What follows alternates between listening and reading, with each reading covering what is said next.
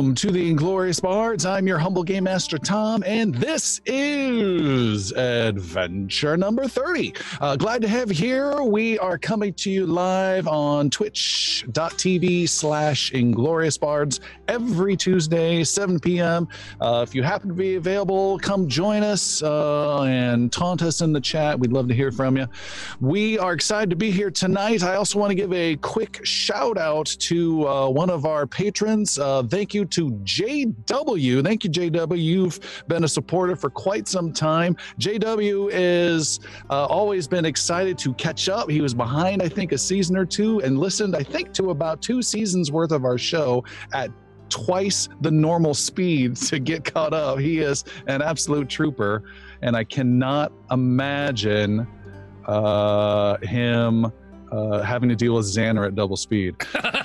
Sounds like I've got some weird popping issue. I'll take a look at that. And in the meantime, let's hear what happened last time from Jeremy. Okay, so last time, all the adventurers landed in Port Rising. It was a really beat up kind of pirate town that was full of a whole bunch of miscreants, and for Piercy, shopping. All sorts of things that he could look for and start looking around. We were very clear of the fact that Palik was basically a pirate from that point on. She had absolutely accepted the lifestyle and considered herself one of the best. Word got around, and there were several times that she attempted, or there were other ships that tried to recruit her onto their ship for certain tasks, including the Barnaclin, of all things. But let's not get into that. While in Port Rising, with the party split up and going different places, Brenros was on a tear and was able to pry the name of Debraish out of a merchant for who was in charge in town. Wanted to warn the mayor and keep them aware and alert of what was going on and what we could do to help perhaps stave off the Night Skull or any other issues that have been going on there. So, going through that information, we were able to locate Debraish's place, as we found out, and there was a huge bar called the One-Eyed Squid that we were found in there, and the party kind of walked themselves in, with the exception of Piercy, of course, and Palik was kind of keeping him company for a while. We went through, we met a whole random smattering of characters, found Debraish after Yaru jumped into a pit fight and absolutely decimated a couple of Yosoki, who we found out later on were Piercy's cousins. Where is the accurate tense on that one? They are past due. Past tense. They're gone. They've passed. Yaru, again, made quick work of them. We were able to get the information of the actual mayor from Debraish named Lord June Cartland.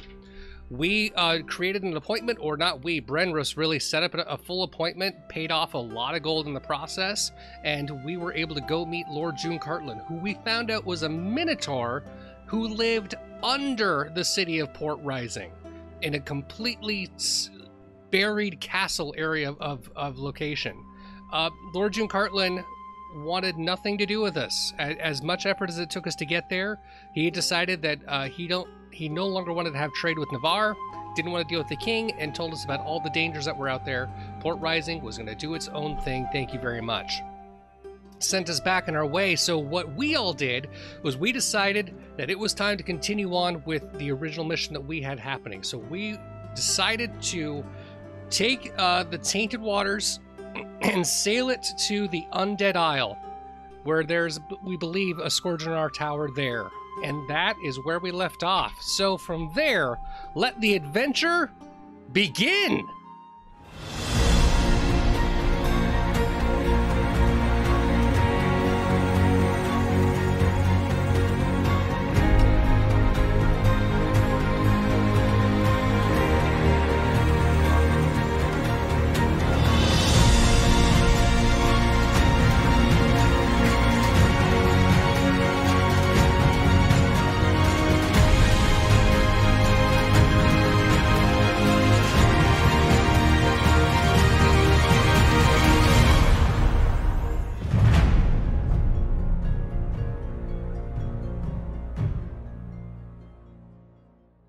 Our heroes stand on the creaking deck of the Taint, a ship anchored just offshore of a small island.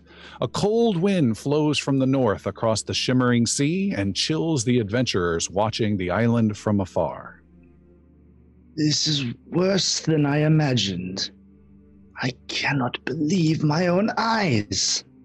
Corpses shamble across the island on every inch of space. They move like a silent crowd in the city, stinking of rotting flesh. Several of the ambling creatures stumble into the water, as there is no more room left on the island for the damned. This is a place of death. The creatures gasp airless cries across the water at the heroes on the ship. We may regret coming here. It's not too late to turn around. Captain Madeyes, take us closer. Oh, sorry, Squab, that won't be happening. The Taint ain't getting any inch closer to that Isle of Walking Corpses. There ain't enough gold in the world to risk the lives of me and me crew. Well, mostly me. Out of the center of the island, in the mass of walking corpses, stands a tower of stone. Engraved in its side is a large symbol of a star pierced by a sword. That tower is our goal, and standing out here in the cold wind won't bring us any closer to it. Well, no way for us to get to that tower, and no real good reason to get there now. The Blood Gypsy said something on the Island of the Dead would help us defeat Captain Jagged. We could... maybe our shadow map has a clue. Whatever we're after, it isn't on the map. It's in that tower. I am concerned that our enemy Skodrenar is somehow connected to what is happening on this island. With all the dead here now, perhaps we missed whatever had happened. There's only one way to find out. I plan to send more than a few undead back from where they came from before this day is done. So let us not stand here in the cold all day. Sir Blenrose, you seem to have a special place in your heart for hatred of the dead. Why is that? Perhaps. Maybe. I'll tell you someday. But now there is dead to slay. Well, you go first then. We can't possibly slay them all. Well, we could try. I have a really good idea, actually. I've been waiting to try this out. Cannonball! You gotta be careful when you say that on a pirate ship.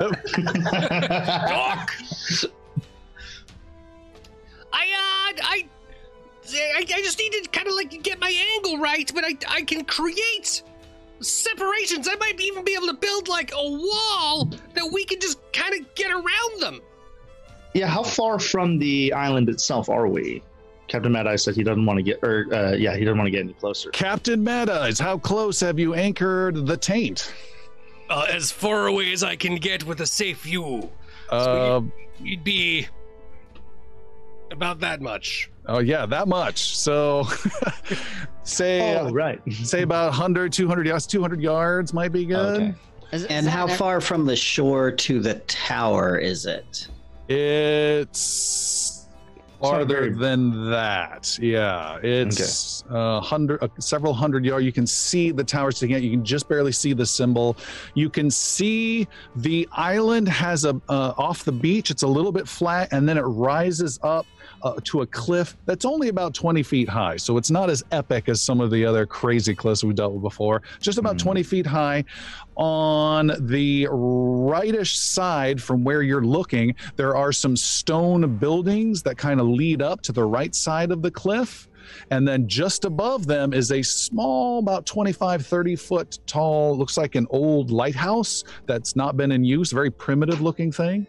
But in the middle of where you're looking, where this pseudo bay is, where you've brought up the Taint, is a what you believe to be a path. You can't see it though because of all the dead that are in the way. But there's like a little a cut, I'm talking minuscule crevasse that goes through that little 20-foot cliff and heads further into the island, and it's maybe 40, 50 feet wide, and there you can see the tops of wooden shacks. They're much more dilapidated, but more modern, if you will, than the old ruins of the stone buildings.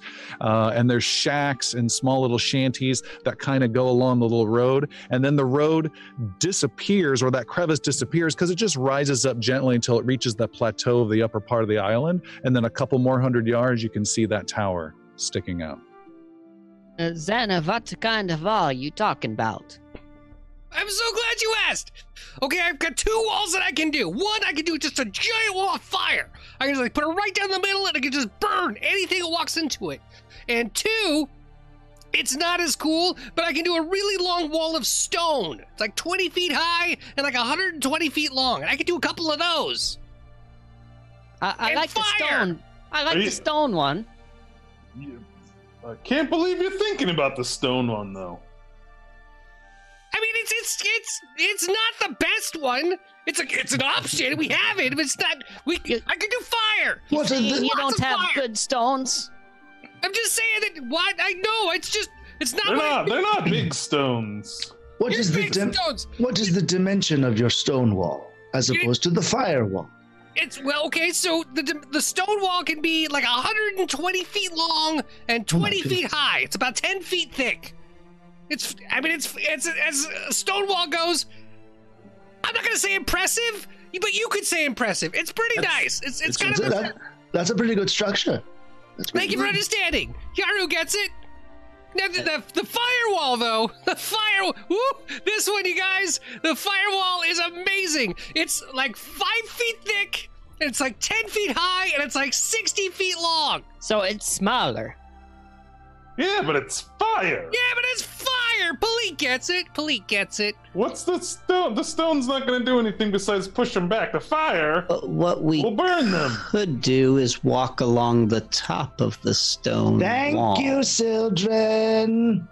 You're welcome, Yaru. I was getting there, but thank you. We're all armchair wizards.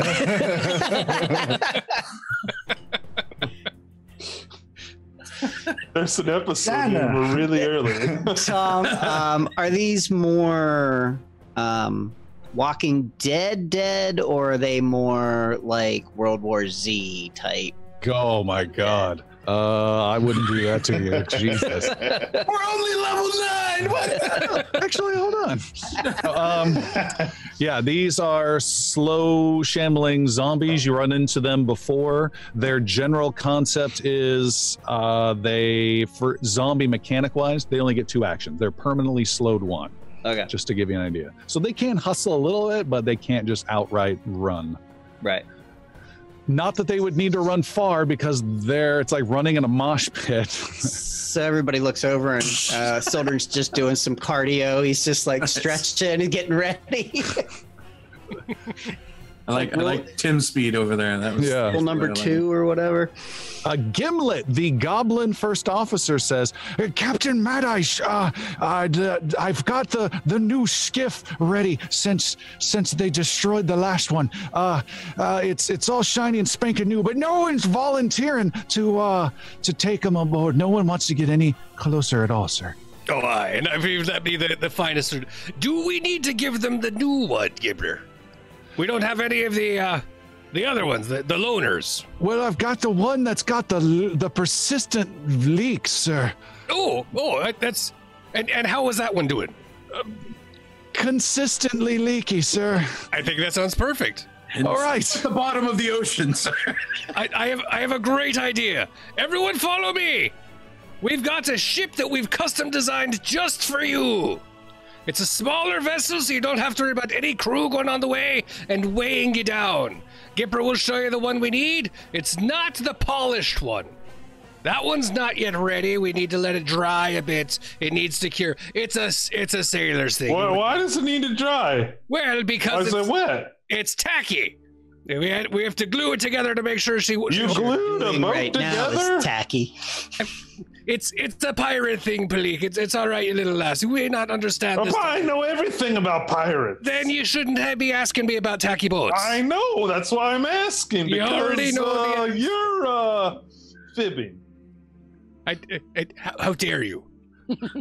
I am the captain of this ship. You did not denounce me words. You're the big captain. I'm the little captain. You're not a captain yet. Look at my hat. There's a couple of ranks you go through, and it's not just walking into the store. Little captain because I'm shorter, but not by much. Gipper is a little taller. Should we be concerned about the hole that I see in the boat? The grapefruit hole there? No, that's fine. That's for hydrodynamics. Gipper understands. It's more of a push start. It's like a speed hole. You just keep your foot on the inside and make sure that everything goes. Have you seen the Flintstones and your feet go? You can kick along if you like. It helps you steer a wee bit more. I'll tell you this though. This is the best you can offer us. I'm afraid it is. I can only give dead men so much.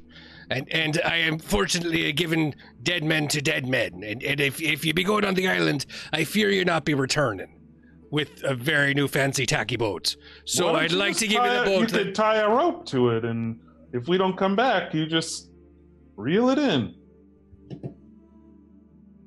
That's how a captain thinks. Why didn't you tell me about the reeling rope? We don't have several hundred yards of rope. We'd have to disassemble everything, sir. You don't have several hundred yards of rope on a ship this size? No! What kind of captain is running this ship? The best damn captain ever! You give me your hat! No. Madeyes tries to take her hat. No. Make a roll, Madeyes. Oh, natural 20. Describe with a flourish what happens. He's gone through so much, you guys. Captain Madeyes has so much patience and just rolled with all of it. And the idea of being told that his ship is inadequate 3 different times has been enough. So in a deft swoop, the hand sweeps up, the other one comes right across, grabs your ankle on one side, the hat off the other, turns you over, dropping you sideways, and the hat goes over the rails. This scene is now instantly surrounded by the 9 or 10 sailors on board the ship, all with little clubs and belaying pins and maybe a few daggers defensively around to protect their captain. That wasn't very nice. I am not a nice captain.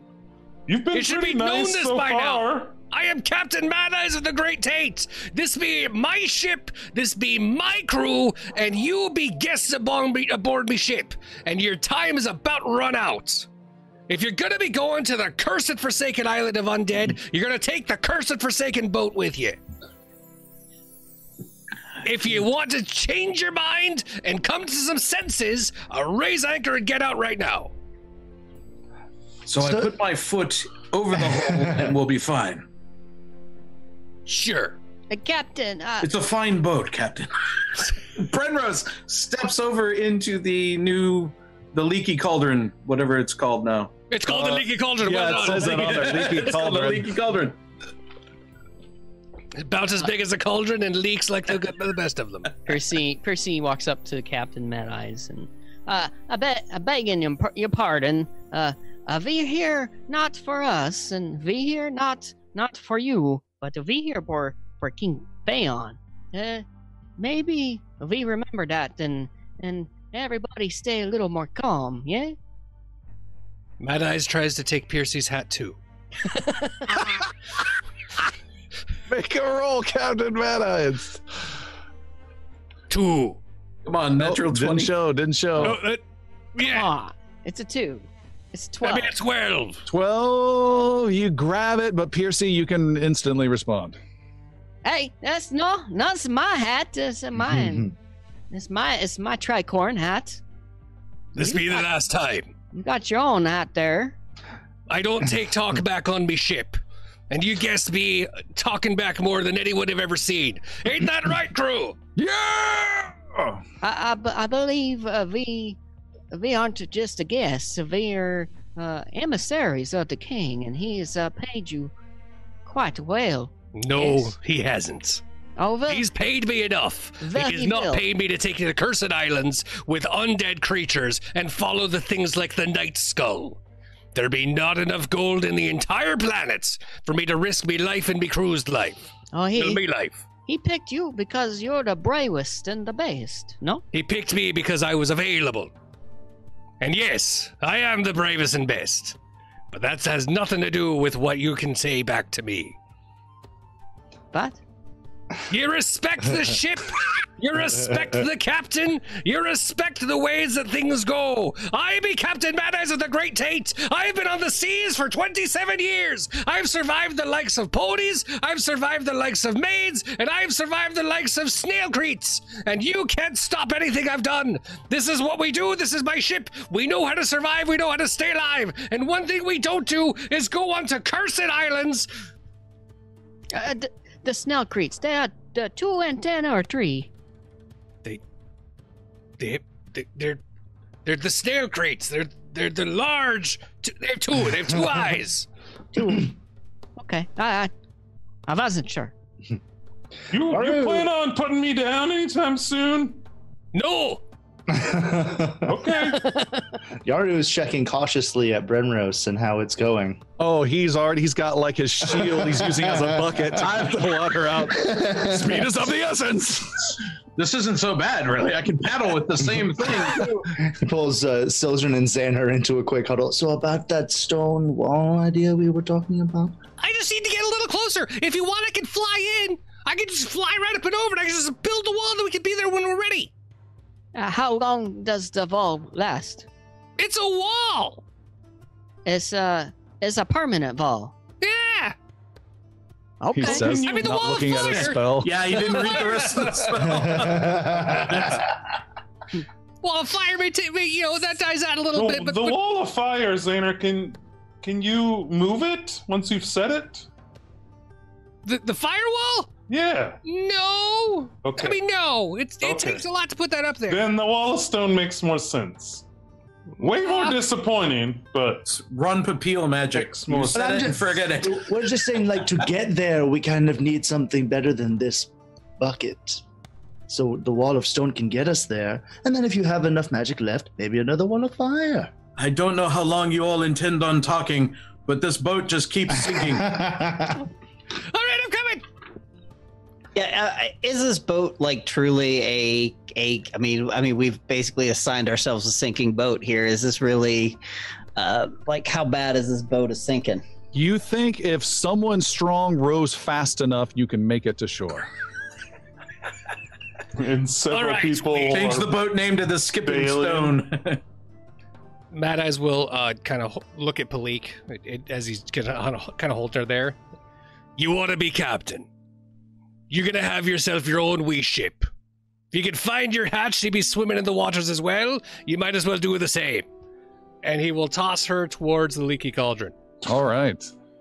Splash! You have arrived inside the wet interior. Well, of I'm the gonna dinghy. find my hat first. You do find it. Okay. I'll wring it out and put it on back of my head All right. and say, I'm bringing a sea pony back with me. You do nothing of the sort!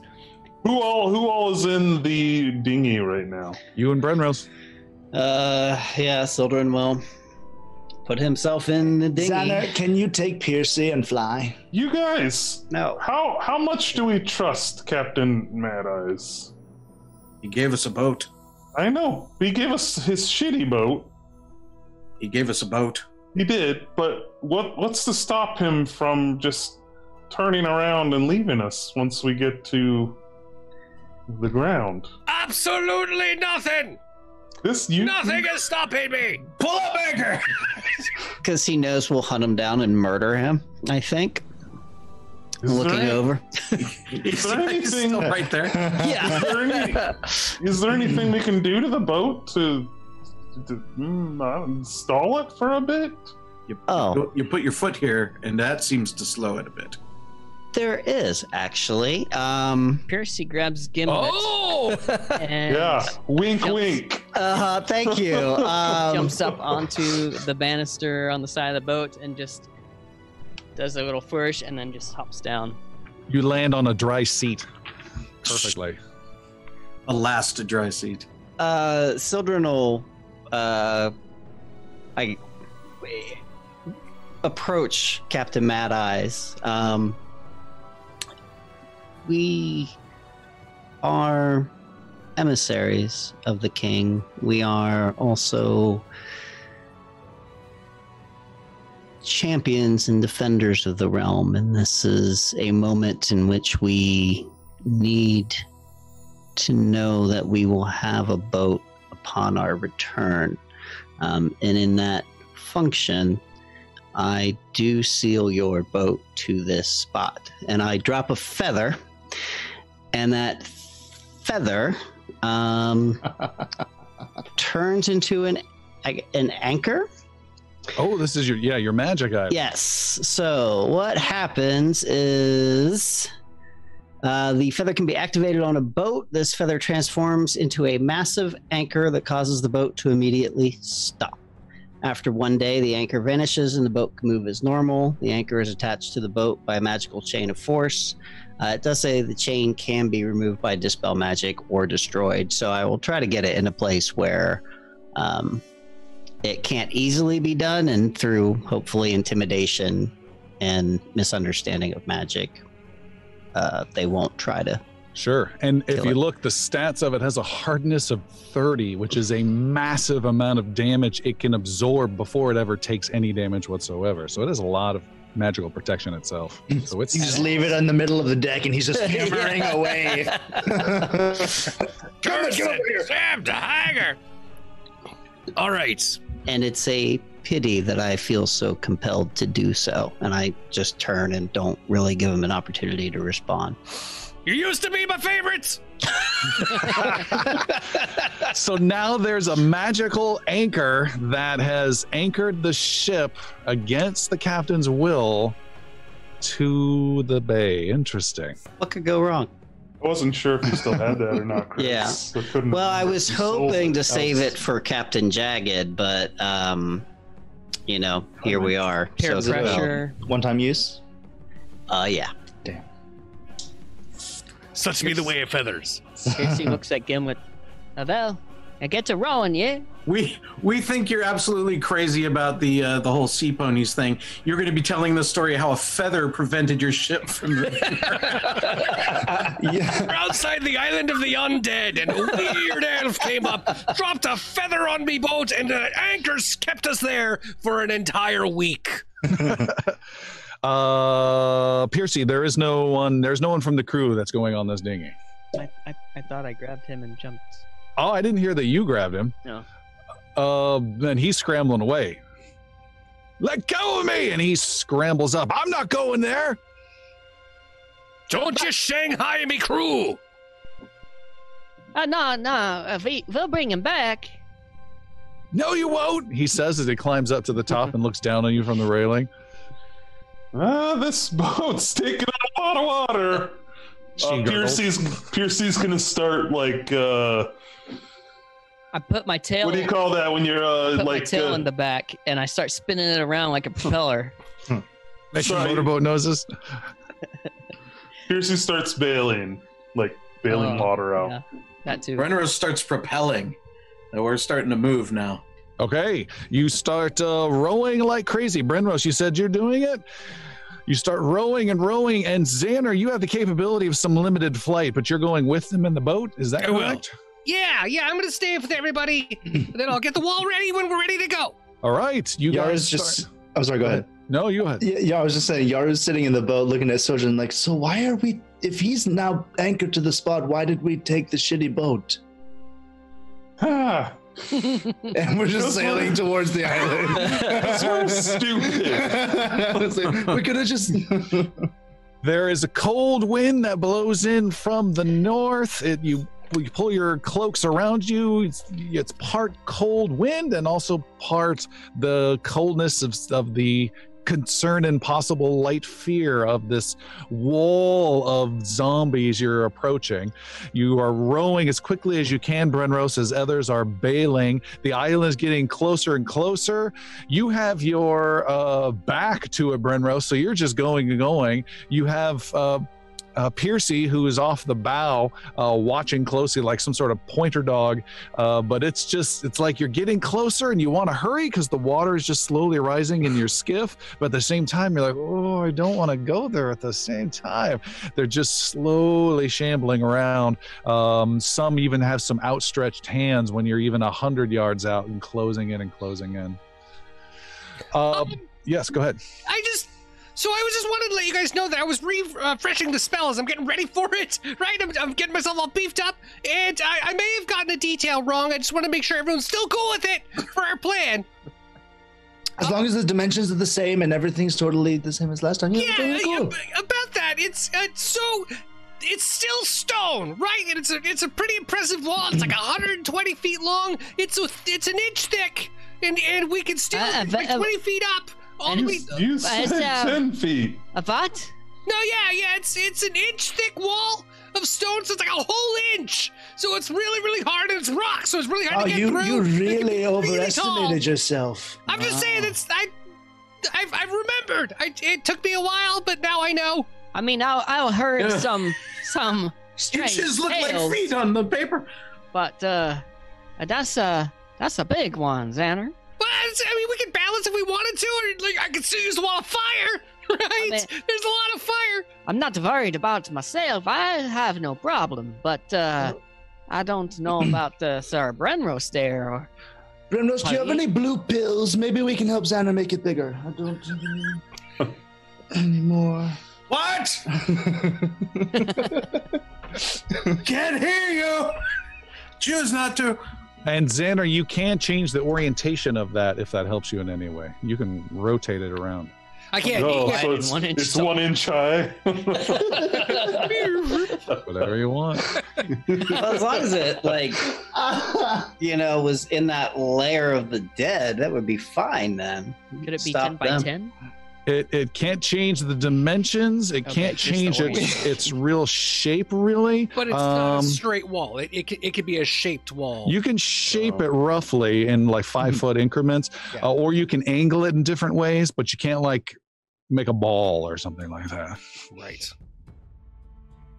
So I think it works fine. I just want to let everybody know. You seem like you had different expectations, and I didn't want to let anybody down. It's fine. Oh, we Xander, had it's the fine. expectations because that's what you told us, but okay. I remember it Sort of differently. explicitly told what to expect. So as we get closer to this island, does that path seem reachable, like right from the shore, did you say? Or is it Make a up perception roll. on the second? And while he's doing that, the lighthouse and the other buildings that were near it, I suppose, how far away are they from the shore? There are stone buildings on the right-hand side. They're about 70 yards from the shore that kind of lead up to the cliff edge. And then there's a mini lighthouse, old ruined mini lighthouse just above it. And then straight ahead is that little small 20-foot crevasse. And that's about 100 yards in off the beach. And then it goes for some distance beyond that, and inside that little crevasse, which is about 40-50 feet wide, are also built some shacks and stuff, probably just to get out of the wind of this what's normally a flat island with no trees of any kind. And so you can just see the tops of some of these shacks and storage sheds and that kind of stuff. Yaru, you're making perception. I got a 26 total. With a 26, you can make out a rough idea of where the path is, and it essentially winds its way from a little bit off of the beach and then straight through that crevasse and past the little ramshackle mini village of wood. And then Brenros, you are going as quickly as you can and start to speed up as water starts to rise. And you're not the best guy dealing with water as it is in your heavy metal armor. I need you to make an athletics roll, please, of 27 or higher. Athletics. Here we go. That sounds easy. 29. With a 29, the boat starts to gain water, but you're going faster. Which way am I going? Left? No, right. I don't know. You're rotating your arms in the whatever the most efficient method is, and you get closer and closer. Everyone's watching as the shore's closing in, and the water in the boat is past the feet of some people and up to the ankles, and you finally are just about to touch beach, and several of the zombies are hip deep in the water. There's even a few hands just breaking through the surface that you float by on your boat. Some they actually slow down some of the boat's speed. One grabs onto your oar, Sir Brenros. Make another athletics roll, please. Having some real second thoughts about this. Roll 28. 28, you're able to smack it with your oar and keep hold of your oar and keep going in. You guys are approaching this beach. What is your plan? Because you're about to run into plenty Undead. Are we closer to that middle path, the lighthouse? Where you can arrive wherever you want. Brenros. In the crevasse, are the undead in there as well? Yes. Everywhere. Awesome. Everywhere. So they're almost there's like literally coming up out of the nowhere. water Like a now. carpet of zombies. There's a few hands that have come out of the water. Okay. The entire island is covered with water. These are the ones that maybe just gotten pushed in long ago and are sensing you over them, and they're reaching out. I We think land, we'll make it's for the time, tower. Xander. Okay! Even a couple fingers come through the speed hole up the bottom. That helps fingers slow in the down the speed leaking. We No, could I use can't a- look. I'm too distracted. A Dumbledore right now with some How many? fire. So Xander will cast Wall of Stone. Wall of stone. So that will create a 40-yard length stone of stone. And what's your goal? My intent is to get us towards the stone buildings up top, and to do so in a like a zigzagged format for the walls. So rather than be these straight walls, I kind of want to have them be like angled at each other. So it's this this zipper looking effect of the wall growing from the edge of the water towards the stone buildings. And what I don't understand the zipper effect, and that would cut down your total length. It will. It will shrink down the length probably by maybe even half. But rather than a straight wall, so Yeah. 90 degrees, it's 45. So 45-degree angles. Bop, bop, bop, bop, bop. 45. And why are you doing that, man, might I ask? Oh, great question. Because it's only 1 inch thick. If we get on top of it, we'll have an easier way to walk To across step, the edges. In case step someone over it. falls, there's something. All right. Okay.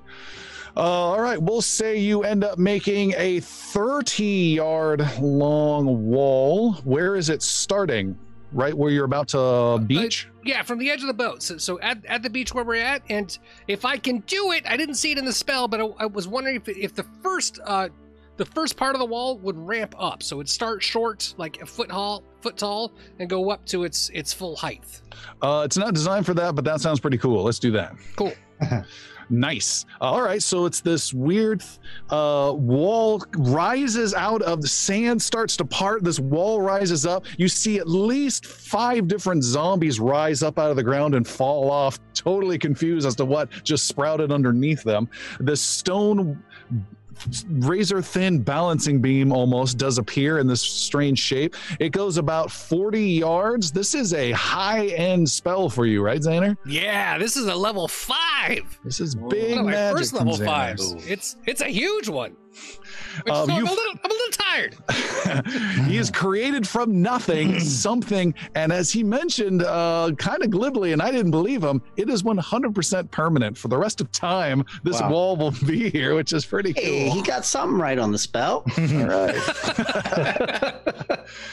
And you see this zigzag wall there, and then Piercy, you've got 2 zombies right in your face that are grabbing at you. Make some sort of attack roll to fend them off. Make 2. 2 attack rolls. Let me get to there. Yeah, I saw a vital beacon go off too. Yes, Vital Beacon is active. 23 and 30. All right, you are able to stab, which in your weapon of choice is a short sword. Correct. You're able to stab, a little bit of cutting, and you're able to hack an arm off of one. The other one is able to claw and grab and scrape you a bit. You take only 4 points of slashing damage on its claws, but then you're able to slash it back. More are immediately closing in, but then Xander calls out that his wall is there. What are you guys doing? After you. Yeah. After you. If Piercy gives us the go ahead, I was going to wait for one of the more balancing smaller people to go ahead of me, but Yaru will. Yeah. Go ahead. No, go ahead. Yaru paddling into the beach. Yeah. You hit Let's the just have a little stones real hard. side Yeah, bar. sidebar. Who's going? What's going on? Yaru and Palik will go if that's Yep. the. Who's first?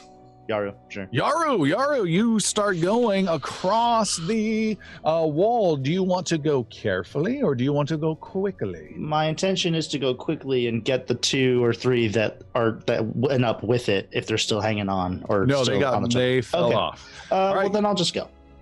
Yeah, Go and then fast. Sildren's trying to expedite everybody else getting up there, including Sir Brenrose, who might need a little life coaching. I don't know. Is this an ADA island? Unless That ramp is too steep.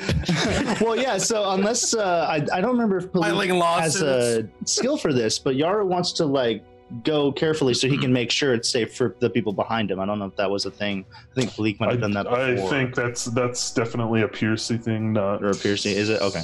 Well, someone has that like, specific ability. I can crawl very well, but yeah, I was just thinking. So I think there's a specific ability. If I go ahead of you guys, it'll be easier for you, or some kind of assist in that way. But either that's my intention. So are you going fast or are you going slow? I'll just go fast. I'll make it easy. Okay, I'm just asking. All right. So after a 20-minute explanation, so I just asked. I thought it would help, but if it doesn't matter. Quickly racing across goes Master Yaru. Do you happen to have the steady balance? I do. Then ignore any roll I was going to ask you to make. With ease, he goes running full speed. You see some of the zombies the near ones are kind of looking up and raising their arms, just, but more that are 20, 30, 40, 50 feet away are turning and slowly trying to move in. But there's no anticipation. There's no one up ahead trying to get you. It's all just reactionary. More concerning is at the beach as people are starting to go. Sildren, you are barking orders like Tom Hanks to get everyone out of the landing craft as the Germans open up. I need you to make a diplomacy roll for overall leadership to command the folks to move. Sure, that's my skill set. Oh, actually, it's not so horrible. 30 total. 30! Oh. With great command, you shout some sort of order. What is it? Get your ass up there. As heroically written down in the tales of all time as you can ever hear. Touch me and move. And everyone starts going. Who's last to go up? That'd be Brenrose. Well, I fight Percy for last place. All right. Piercy, you are pushed ahead. You are not last. My panache doesn't work unless I get to go last. And everyone starts going up. And who doesn't have the steady balance feat? Let me ask it that way. Piercy, Xander. Who doesn't have it? Does not have it. Pretty sure that's not me. Piercy and Xander is it? Wow. You idiots. All right. I need Piercy, make a acrobatics roll, please. Any advantage for the zigzag? So it's Piercy, Palik, and Xander who don't have it, correct? No, I have said No, yep, Oh, it's okay, just, I thought you said Piercy. Sorry. I'm sorry, it's Palik and Xander. I keep mixing up the names. Never done that in our games before. I need Palik to make a acrobatics roll +2 for zigzagging.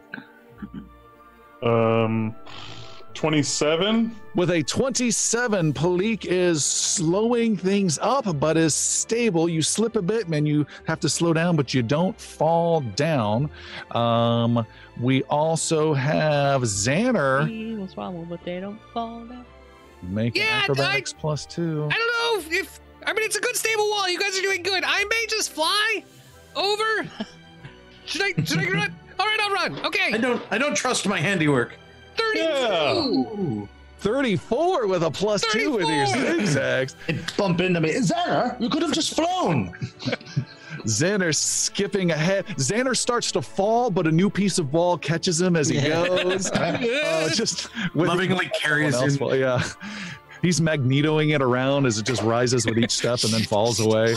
Yeah, you guys are making your way across. Yaru in the lead. You're running. Brynrose in the back, trailing. Come on. Brynrose, you are slowed down a bit as some of the pace, waiting for the traffic to start up at the light type of a situation.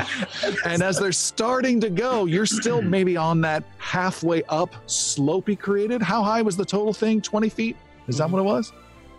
So, Brynrose, you have some folks that are reaching out to say hi, and you're jammed up behind your friends. What would you like to do? I am, excuse me, with the sword out, kind of side cutting as though it were a heavy thatch of tree, and just kind of doing this and or polo back from your college days. Yeah, from my college days. It's all right. Make 2 attack rolls, please. You start whacking away at rotten meat. 2 attack rolls. First attack roll, a natural 20. Ignore any future roll. You hack apart this one, slice off the head of this one. You're slicing, you kill this one, you run this one through, you slice this one. You realize your friends are long gone and you're just having a hell of a time. Bring them on! And you're hacking your way, and you start backing up, and some of the zombies try to follow you, but there's no way they can manage this 1 inch. We've already completed the mission. We're on our way back. Oh, hi, Brynrose. You've just been jumping He's away. just still going. In the lead, so the back is totally safe. Great job. Up in the lead, however, is Yaru. Yaru, you're running super fast, and then you stop as you get to the edge. I believe I said it was about 70 yards out was the stone ruins on the right-hand side, and Xander's wall goes 30 yards. So you have 40 yards, 120 feet, where your 20-foot tall perch stops. Okay. And there's a whole bunch of zombie heads, hands, and then these stone ruins. And there from me, you said another 120 feet? 40 yards, 120 feet. And that's a clear path, or is it kind of foresty? No, there's no forest. There's very few rocks. It's completely just wind-blasted island. The only terrain on here, the most difficult terrain of all, are the damned. So Yaru is going to do You teleport, I swear to God. No, I'm gonna do a long jump, which I have the quick jump skill, so I can use 1 action instead of 2. I'm sorry if I hit the mic just now. 1 action instead of 2. To do my long jump, and I'm gonna land somewhere just in the pit of dead. And as I land, I'm gonna aim for one specifically, and I'm gonna key strike one as I land. All right, and just start punching away. Key strike flurry, and just go for it. All right, long jump. Here we go. Make an athletics roll. Wait, interesting. You get to choose the difficulty roll you want to make, and the difficulty roll equals the amount of feet you want to jump. So you can make this 120-foot DC if you want. And a critical success, you would win. A natural 20. Wow. I kind of want to help out the rest of my team who can't get quite as far as I possibly could. So I'm only going to go maybe 20, 25 feet off, like a ways ahead, but not like obnoxiously. Sure. You're called. You want 20 or 25? I'll just do 25. 25, make an athletics check. 25 or higher, you're fine. Let's try it. Oh, 29. 29. You succeed covering all that distance. You don't break stride with your long jump ability. You go flying through the air. I just pounce. And it just reminds me of like those kids zone centers where they have like a trampoline and a pit full of cubes you can just dive into. I initially the whole way was just Naruto running all the way down the thing, and then I just get down in a pounce like. You fly through the air, and whoever's second is just like, "Oh, Yaru, no, that wasn't the plan." Woo! Goes flying, and he disappears down amongst the dead. Make you, and then little magical little sparks apply around your hands as you trigger off your focus key. Chi, and you start punching. Make 2 attacks right off the bat. This is for bonus damage. So that's a 29 and a 17 to hit. 17, not so great. The 29, though, you were able to clear at least a little breathing room, this is multiple attacks, we'll say, because there's so many of these things. You start just punching and kicking and sweeping, and you guys can see just heads of zombies disappear, hands go flying up, and then you hear some excited battle noise from Master Yaru. What might that sound be like?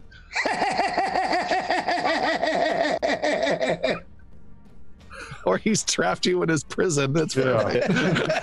They heard a similar noise around the corner in the last episode when I was eating. You're punching, and you clear out some space. You do get hit for 14 points of bludgeoning damage in return as fists and hands grab and pull. Someone grabs and starts pulling you into the rest of the dead, but you're able to fight them off, and you have a small, maybe a 5-6 foot diameter clearing you've made out in the middle of these dead. Who else would like to do something? Who's That's next? actually 2 actions. We're saying this is multiple actions. Yeah, this is a lot of attacks. Palik was next in line, but she can't jump 25 feet. I have an idea. I'll wait till my turn. I just want to let everyone know that I can keep building a wall. There's more wall. I can do that if you want. Yeah, or at least throw some fucking unlimited fireballs at him or something. I got those too. What? I mean, you go first. I'll let you go, but just let you know, you don't have to put yourself in danger. I'm not jumping down there. Come down here, guys. Come on. Are you doing Buster Keaton fighting down there? You're just yeah, I'm just doing it. Build another wall, Xander. We can get Yaru back up on it. Xander will cast a second level 5 spell and build the wall of stone. All right, you cast. Is this your last level 5 spell? No, I got one more in case we need more stone. Just in case. Straight this time. Holy Trying to avoid that. Aren't these like rare? It's like I'm expecting 1, maybe. Oh, geez. Yeah. Okay. Xander, do you want to make it easy with the zigzag, giving everyone a +2 for their rolls, or you want to cover the last bit of distance and go a full 40 and make it straight? No, Xander would want to make sure that everyone is as safe as possible trying to get there, so he would, of course, make it straight to get you all the way to the end. Just a straight shot. All right, Xander rises up his hands powerfully. There's another rumbling sound, and he parts the zombies like Moses, and up comes this stone thin wall that rises up, dropping zombies and everything, and just kind of a befuddled cat-like monk is standing upon the top about 25 feet in. I'm just still fighting blindly, just why am I punching downwards? Yeah. What's happening? But you rise again, not just 10 feet, not 15, but 20 feet up now. You are propped up, Master Yaru, and look back and just see Xander waving at you. And without a second thought, Yaru is racing off across again. Zombies are trying to climb up and pile. Some are just starting to climb on each other, giving us some of that World War Z vibe. So we need everyone who does not have steady balance to make a roll. That is Palik first, please. You do get the +2. Xander bent the wall again. 28 is what you needed. I think by 1. Palik, you again slow, but you're making your way. Xander, not flying, is also running across this wall. Go ahead. I don't know if this is a good idea. Should I run again? Here I go. Yeah. 26. With a 26, Xander slips and falls, and make a reflex saving throw, Xander. Okay. Oh God. Oh man. Good luck. Need a 28. It's a 23. With a 23, Xander falls, grabs at nothing, and slips and falls down, and is immediately surrounded by the dead. What's that? So I'm casting Featherfall. You're only falling 20 feet, so you will take, let's say, you'll take 10 points of damage. If he slows down enough, Sildren would love to grab him while he's feather falling before he hits. Yeah, let's do that. All right, you cast Featherfall, you slowly fall. That gives Sildren just enough time to fall down on his belly on the edge, reach down, and grab onto Xander, who's not the only one grabbing onto you, Xander. I don't want to get eaten. You are now in a Xander tug of war as undead arms are pulling one side, and Sildren, not the Conanish muscular-ish character in the group, is pulling on the other. And to keep your balance, Sildren, you are straddling this wall with your leg, and there are also some hands reaching up to try and get at your bent knee, but they can't quite grab you yet. Sildren, pull and make a not a strength, athletics roll, please. And we're single file, right? Yes. Yep. 21, but I'm going to use a hero point, I think. Good luck with a 6. Oh. 2, totaling 17. Love you, Xander. 17. Do you need me to jump down again? You're up ahead. There's still a couple of people. Let's see. Good luck. Xander is getting pulled away and down. You are now being pulled over that side. You can let go of Xander and you are fine, or you can hold on to Xander, committed to his fate, and I will give you another roll. I remain committed to his fate as Yathane also swoops in and tries to like get the zombies off Xander. Like she's functioning at as a distraction. All right, she starts pecking at eyes and is way too successful, like they're juicy old grapes or something. Go ahead and make your athletics roll and add +1 for Yathane distraction. 27. 27, you start to pull Xander up, and you are able to get Xander scrambling up to the top with tattered, slightly shredded clothes, and having taken 11 points of slashing damage from the zombie claws. Xander did or I did? Xander. Okay. Thank you. Oh, don't let go. I don't want to fall again. Come on, hurry. And Solder will get him standing up and moving forward again before he has time to really think about it. He reassures you, Sildren does, Xander, and then he says, now about your initial feat selection, let me tell you about steady balance. And we're not even using it as rules intended, but it's just, I love that feat, so we're going to use it. All right. Okay. Everyone has made their way now, quote unquote, safely to the far end. Yaru, once again, you are perched at the edge of this stone wall. And there is only 10 yards, 30 feet between you and these two-story stone buildings of ruins. And then beyond them is a cliff, a cliff face that they rise right up to. It's a small cliff, maybe only 20 feet or so. Is there access to the second floor direct from this stone wall? There can be, but he's 10 yards short. There's open window slots with rotten wooden shutters that have mostly fallen off. Didn't we have a ranger that had some sort of special arrow that like we could span that? Yeah, that I believe gap? you told that ranger to FO last episode. Yeah. He told him he loved him. I mean, told him.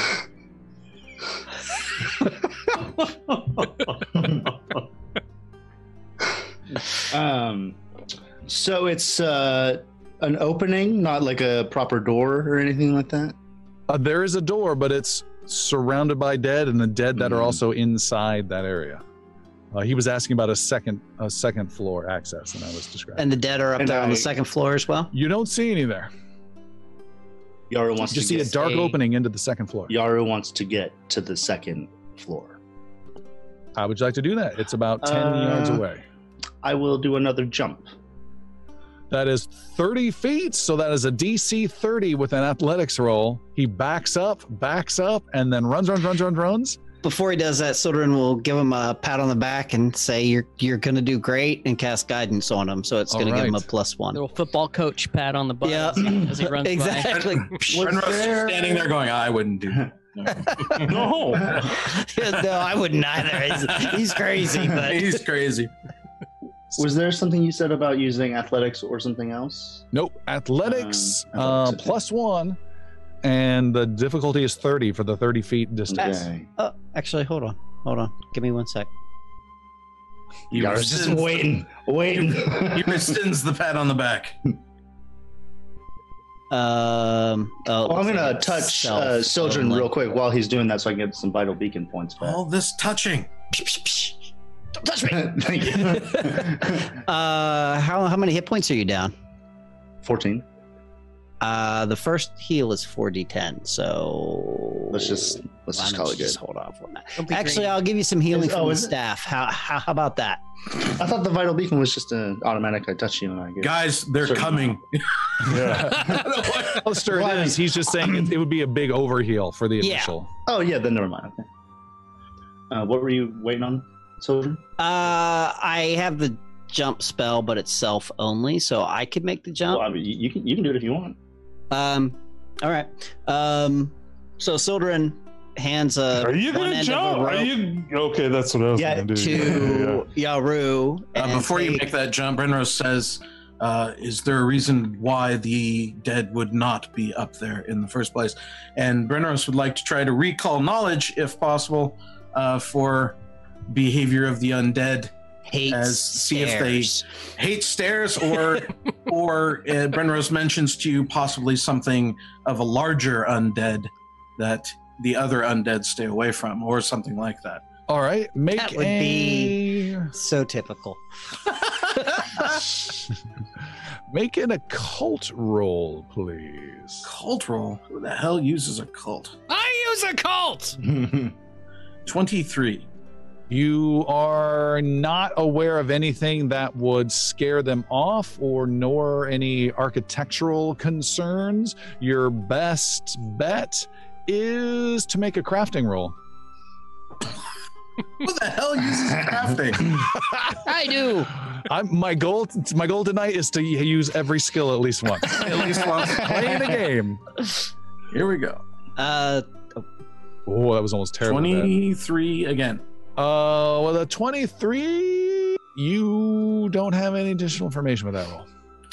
Brenros just ponders and stares at the second floor. Nope, nothing. Good. Thanks, buddy. Sildren will he'll cast a jump, which gives him the ability to jump 30 feet in any direction without touching ground. That's the exact distance of it. Yeah. The hardest part of that jump is you having to sidestep around Yaru on this 1-inch thing to get around him. He probably just does this cool drop down, hang by his hands with his legs up, and then you walk by. Do you mind if I tie this to you first? I enter like a gorilla stance real quick, and I swing from one side to the other. What were you doing, Brenros? I'm asking Sildren if he minds if I can tie this 50-foot bit of rope to him. That way we can pull you back in case you fall down or go too far. Or we could climb across it. When he makes this jump, yeah. If it's... I'll keep a hold of it. I'd rather not be tethered, and I'm barely making this jump. So... This end, then. So I will grab my piece of rope and I will make my jump. All right. Without any kind of natural running start, he just hunkers down and leaps and flies 30 feet through the air over the dead, is able to rotate 180 degrees, give you guys a salute as he falls backwards into the open window. Sildren, you land sliding heroically on your feet into dusty ruins on the second floor, and you are in a dark room. Your eyes adjust because I believe you have low light vision. And you see immediately around you zombies counting 0. You are all alone. Sweet. Are there entrances from to this room? You try and look, but you are holding on to this taut rope right now that won't give another inch. And then it starts to, and then you realize what that means as Brenros is being pulled towards the edge. And he's at the rear of the group, which means he's pulling everyone else. Just shield in front. Here we go. Is there a place for me to tie the rope off? Yes, there is a single old crumbling column in the middle of this. Crumbling column. Perfect. All right. Nothing can go wrong. That's just what I was looking for. You tie it around there. You look around and you can see there are a couple other rooms and there's little alcove type things that might have been a place for bedding or something ritualistic, but there's no furniture. This stuff hasn't been used in a long time. It's pretty empty. You do see some stairs that have collapsed. They were wooden stairs and they have collapsed, and there's no way for the zombies to get up. And there's a whole bunch of them in the open stairwell underneath you, and they're all reaching up, but they can't get to you. Oh, by the way, I forgot to mention, the sound throughout all of this is very disconcerting. Just constant low moaning or airless gasping. It's really creepy. Yeah. And a strong wind too, that presence of cold or it's cold for sure. It also doesn't smell very good, and I would like at this point everyone to make a fortitude save of 24. Well, that sounds easy. Oh, 36 for Xander. There's good. 23, so I just missed. Use a hero point. Pierce is gonna use 2 hero points because of a natural 1. 28 for Brenros. If that's a success, it's a critical success now. I got a 23, unfortunately. All right. Brenros is a 28. Xander, you're fine. So everyone who got a 24 or higher is fine. There were a lot of hero points spent on this. And those of you who fail are sickened 1 until you are no longer in the presence of these zombies. Oh, shoot. That's like the entire episode. Yeah. That's the rest of our lives. Might be. Oh, God.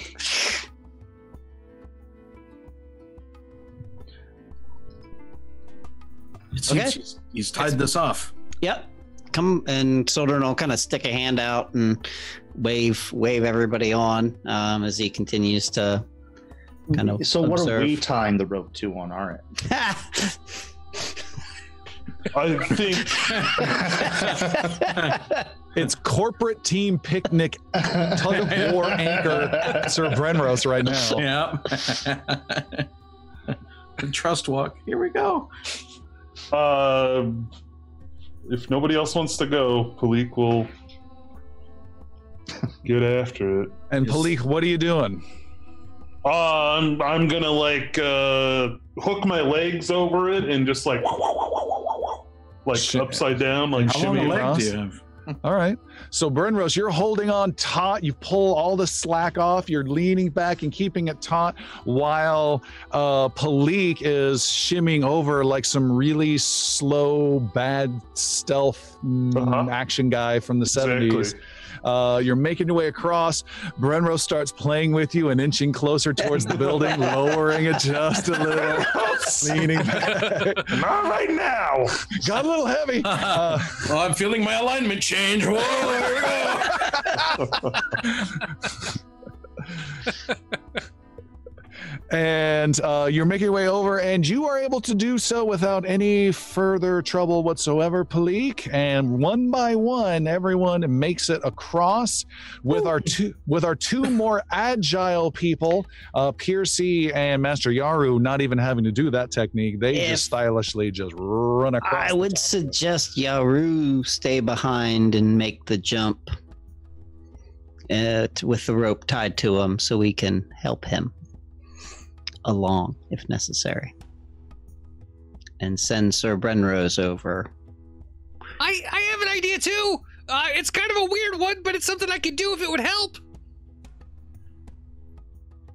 Yeah. Yes. Oh, you want to hear it? Okay, great, thank you. I did. What I could do is I could hold the web something giant, something bigger, something with like big teeth. I could turn it into I don't know, a giant spider maybe, or maybe a centipede, or something that would make it easier for Brenrose to get across, and then I could just fly over. Or crawl. I'm not saying I need to be the hero here. I'm just saying I have options. I trust you from before. I've ridden your kind before. I'd be fine with that. You may need your magic in the tower. Right, you know, I only have so many spells. I'm fine. Brenrose, I will hold the rope. After you. Sorry, Piercy. All right. Xander, your idea is passed on. You shimmy over awkwardly and make it to the other side. Everyone is there except for Yaru and Brenrose, who again, Yaru swaps spots. You're in the back. You tie the rope around you and start leaning back. However, this one is not guaranteed, as this is not a light little character with a floppy hat. This is a fully armored knight with sword and shield. Who just ate a big breakfast. That grand slam, the rooty tooty freshen. And Brenrose, you are now hanging upside down and making your way across the rope, which is sagging under your heavy weight. Not as a joke, though. Yeah, you don't need to make any roll, Brenrose. You're fine. It is Master Yaru. You are slowly being pulled towards the edge of this 1-inch wall you're balancing on. I need you to make an athletics roll, please, to dig in and pull with all your might. All of it. That's all of it.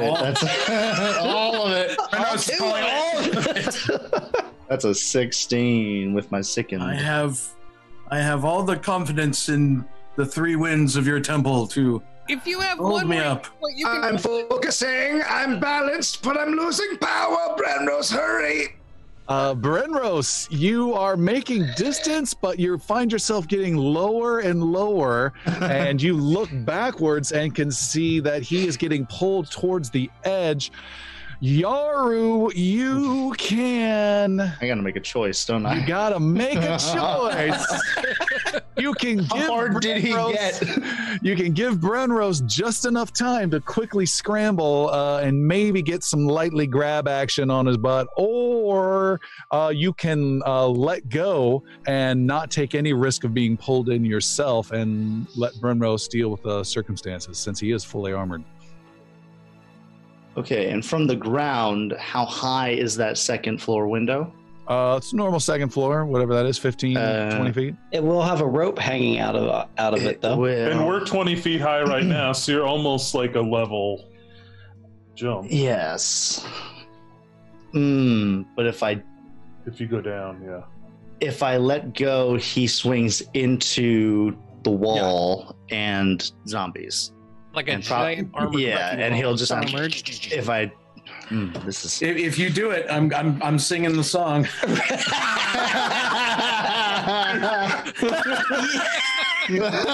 made that decision. And make a video. I don't think there's another option now. Bon voyage after you. I come in like a wrecking ball. Yes. Let's get the shield ready, man. I'm sorry, brother. Yaru lets the rope slide from around his waist. He hears a song. He just turns around and starts whistling. We don't have the copyright to that one, sorry. Brenros, you go sliding in. The good news is you don't hit the wall because you are cushioned by rotting flesh. Oh, okay. As you go sliding in and crashing into half a dozen zombies. Who is at the window? Sildren. Watching this. Sildren, you see Sir Brenros give out some yelp and sing some sort of song about pirate cannonballs you think you heard as he slides down in. There's gore, there's squishing noises like he's fisting a jar of mayonnaise, and he crashes, and then arms and hands start grabbing onto him. And what would you like to do, Sildren? Anything? Do I have an idea if it would be better if I start pulling the rope up or just start, say, like Ray of Frosting anything that's near him? I'd like to say my wife came in to check on me to see if I was okay. First sign of dementia. Is Sir Benrose still holding on to the rope, Sir Benrose? You don't know. This has just all immediately happened. What do you want to do? Then Ray of Frost, anywhere near the vicinity of Benrose, in order to assist him. All right, Sir Brenros, you've fallen back first down into these undead. There's a hail of machine gun Ray of Frost being indiscriminately fired in your general vicinity. What would you like to do, sir? You were being clawed and hurt and scraped at. I need to get up and clamber up this rope in fine style. Make one more athletics roll, please. You will succeed. It's just a matter of how much effort and time. Okay, athletics roll. Here it goes. This is his first athletics roll on this.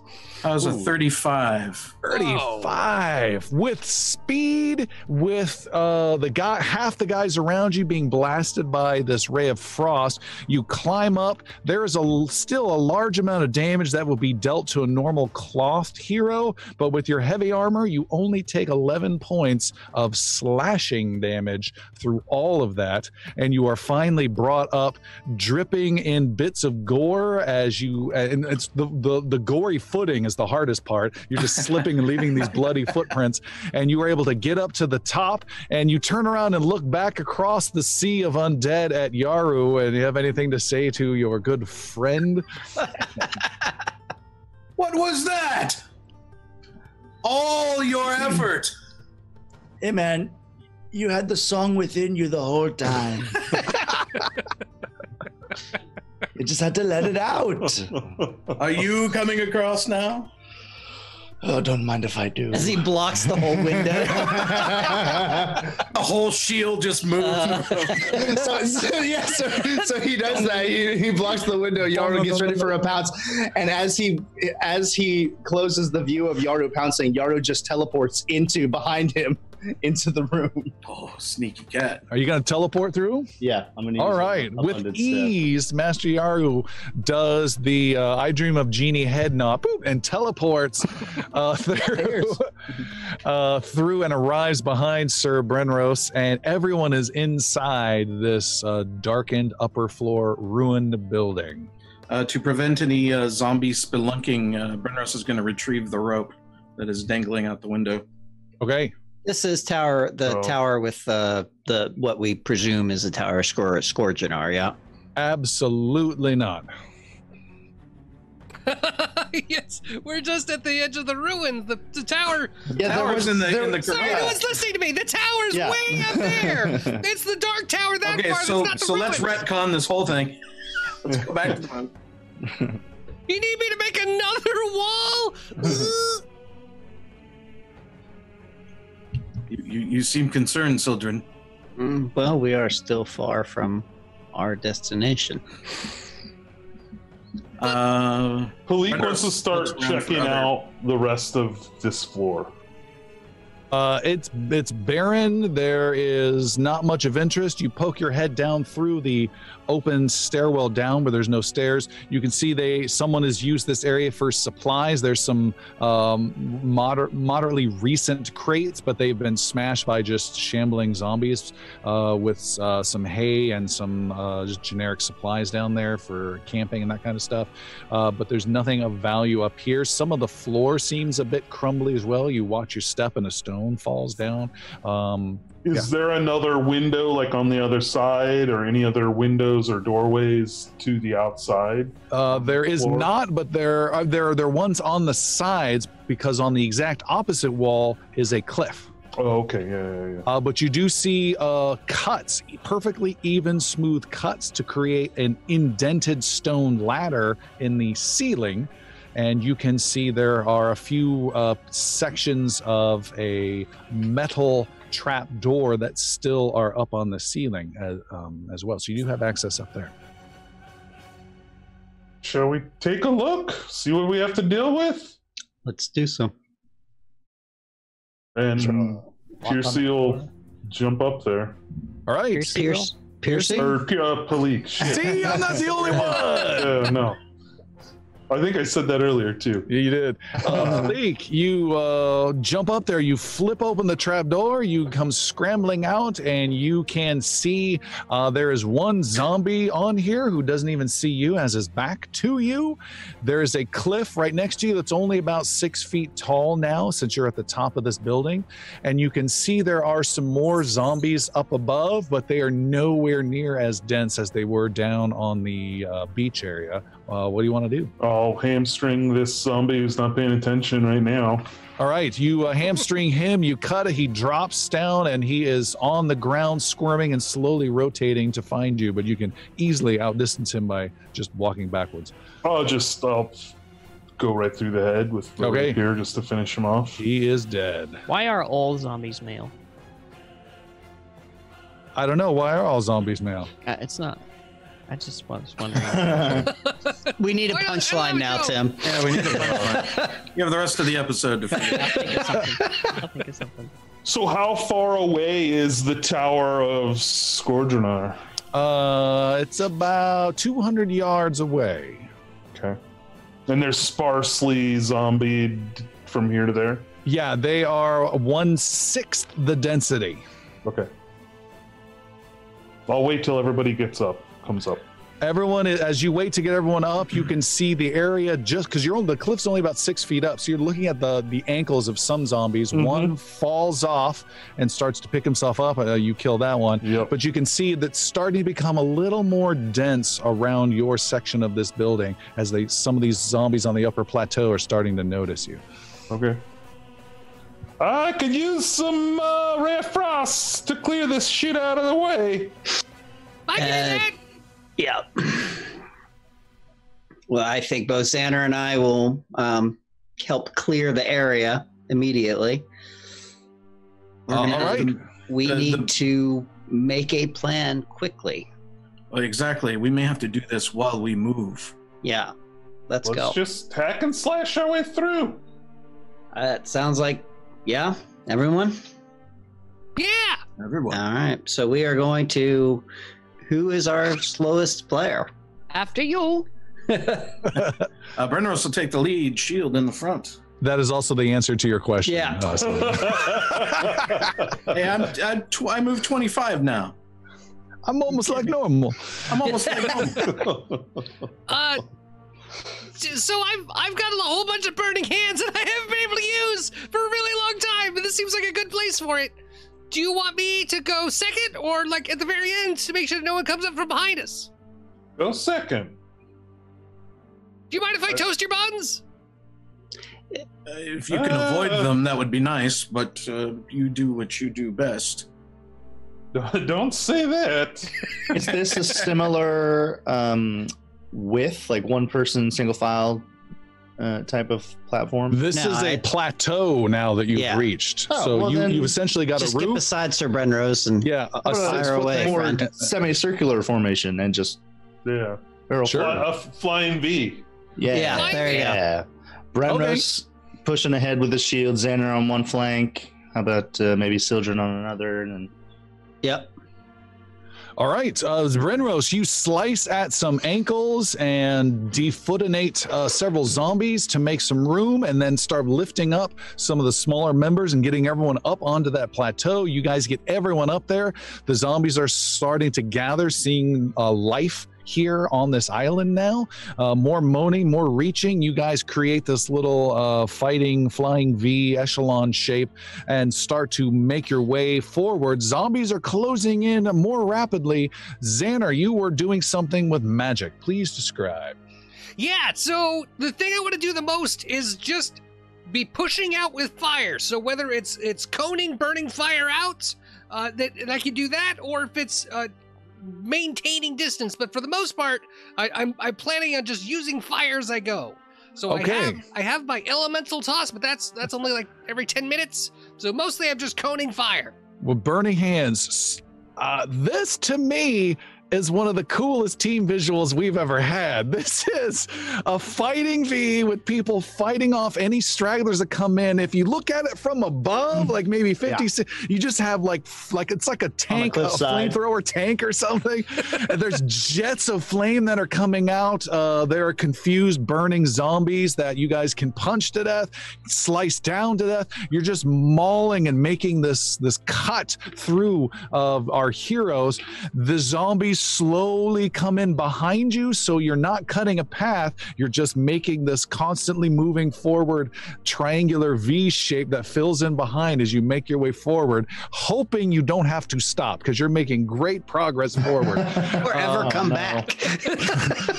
And you go forward, you're making your way closer and closer and closer to the tower,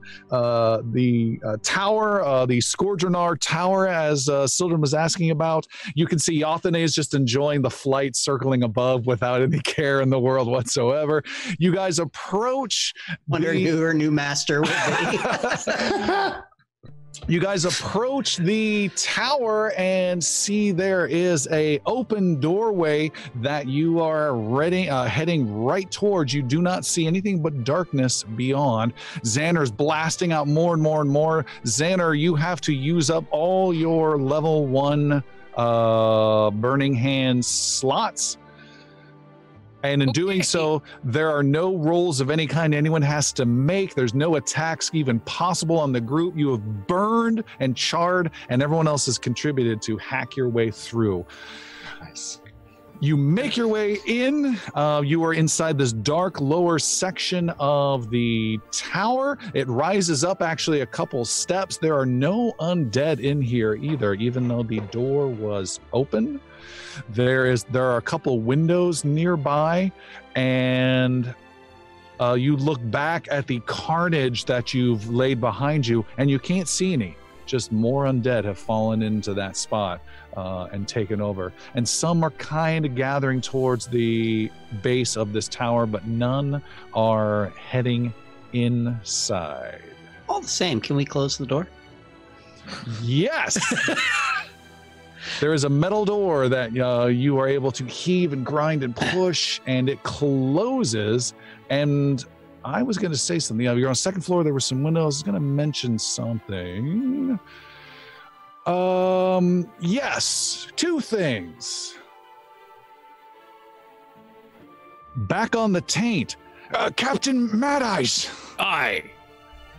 The boys and I have been talking, and we think these guys are nothing but trouble.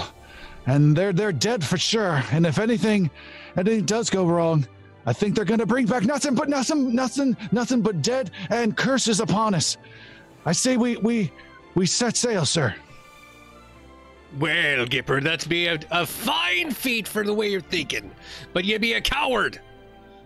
This not be the way of the Taints. Now, as much as that unruly elf dropped his feather in this cursed anchor on me deck, I'd like to sail away if it were possible, but he was not wrong about one thing. We do get paid well by the king, and they were emissaries of he. Now, there may be a chance if we get them back alive that we get paid even better, and then we can take the seas our own and be on our way. Regarding their coming back, I'll be honest with you, I don't intend that to be very true. I feel that they be walking to their deaths this very day, and once this damn feather be fallen off my ship, we'll sail at that point, but not until then, and I would not like to hear it from ye or any other part of the crew about a way of getting away. Madeyes, make an intimidation roll +10. All heroes should cross their fingers. talking about me weird ways.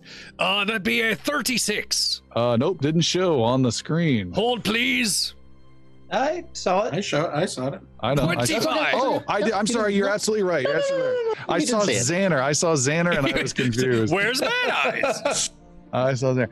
Yeah, great. Yes, sir. And how long do you think that's gonna be before this cursed anchor goes away? Depends on how hard we chop it.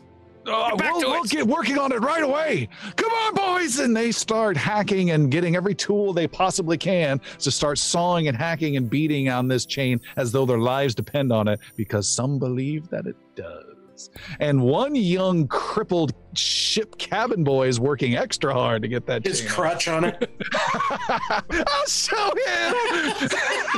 He just breaks his crutch. I'll break it with my Curse tears. you. Sildren, you notice something slightly unusual. The normal circles that Yathane is doing before flying into the window to find her perch on your shoulder, she is flying a tighter circle over some zombies and squawking loudly as she circles outside. Sildren will try to get a look at what she's alerting to.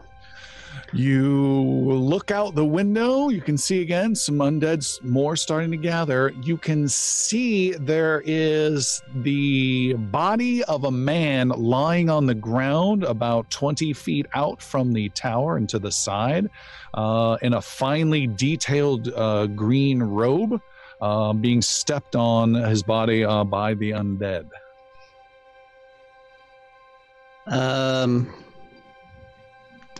Pulling, I guess, Sir Brenrose over first. Look out there. There's a body of somebody. And Yathane is agitated about it. In green on the ground, the dead one. Yeah, that one. Yeah, no, not all of the other dead, but the actual dead one. The one that's actually dead. Is this, in the green. Is this something of that Brenrose might recognize as far as heraldry, or is it just too far away? Make a roll, and I will not tell you what it is for. Same thing, Sildren. Say 20 yards out or 20 feet? 20 feet. I have a 14 and a 14. Yeah, Sildren also had a 14. All right, Brenrose. I just don't want to tell you because it might affect the outcome of the blah, blah, blah, blah, blah, blah, blah. Brenrose, you were looking for some sort of heraldry-related goodness? Mm-hmm. And Sildren, where are you? I'm right here.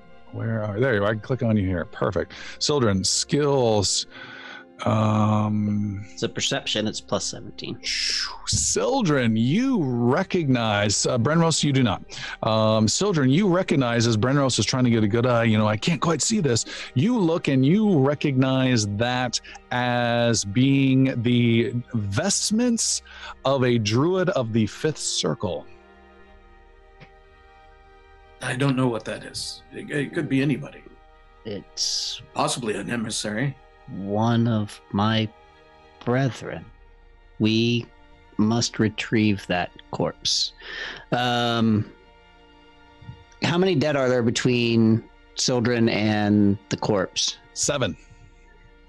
Do you need to get Palik's sitting there at your guys' knees listening to your whole conversation? Do you want the whole body, or you need something from it? I need to recover my brother. Okay. And the door is just a regular metal door? Or is it like one of those big, like, kind of...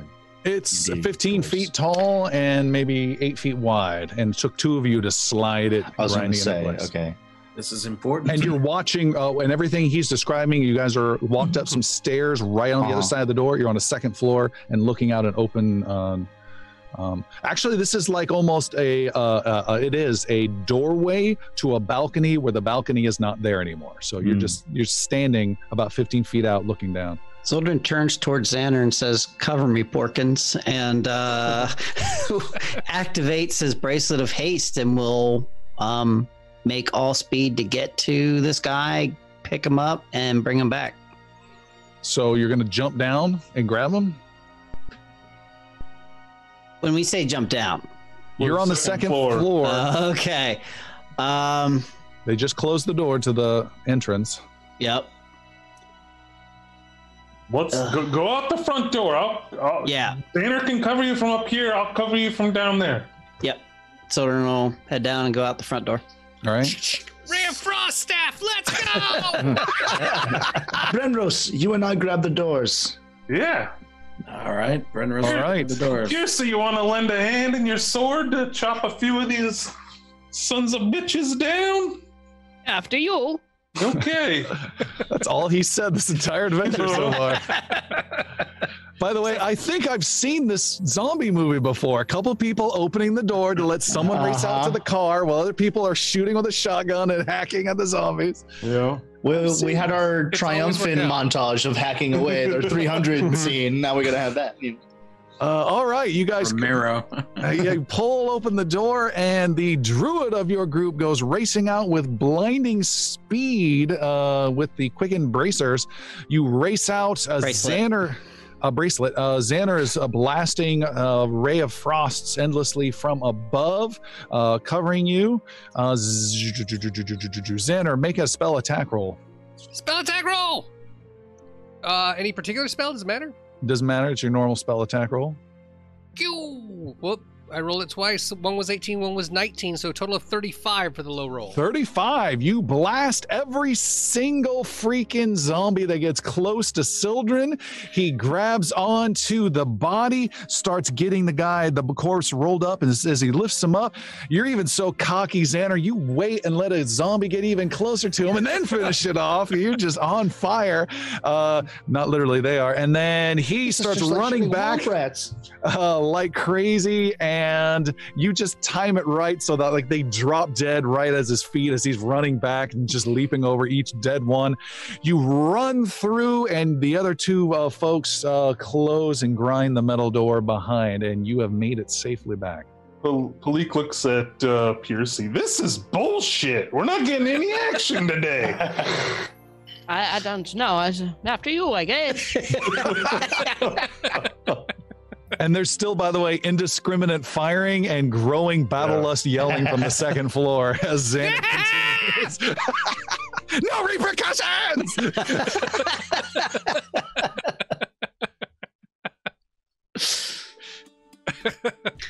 Sildren will gently put down the body he's carrying and inspect him. You inspect him. You have found this gentleman. You look at him and do not recognize him. He has been killed not by the hands of zombies. That much is clear. Okay. He has been dead, oh boy, less than a week, but around a week, you think? Okay. And you can see there was a satchel around him, but there's just the strap, so personal effects are gone.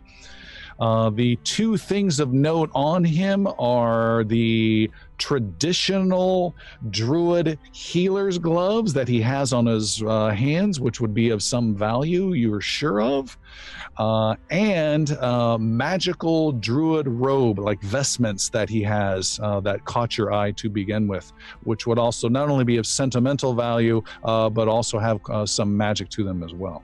Okay. I'm sorry, I don't think you'll find a decent burial on this island. We will burn him, and I will say my rights for him, and so he will pass on. But that must be done on this place of evil. His body cannot be allowed to remain.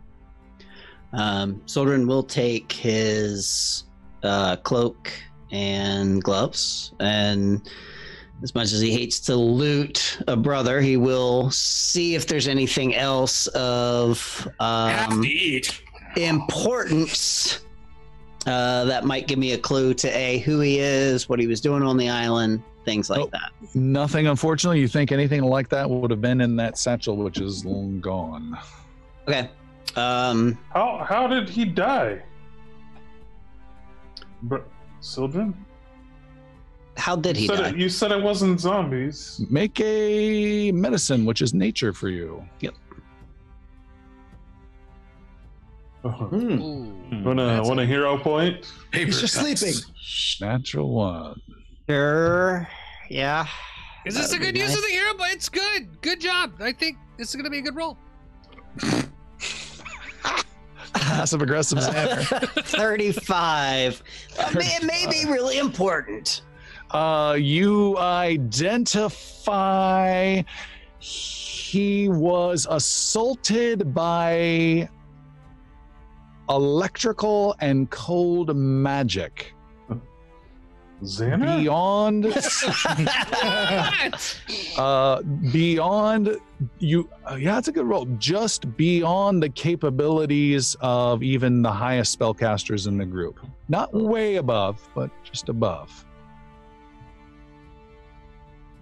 He was killed by more powerful magics than we can bring to bear ourselves.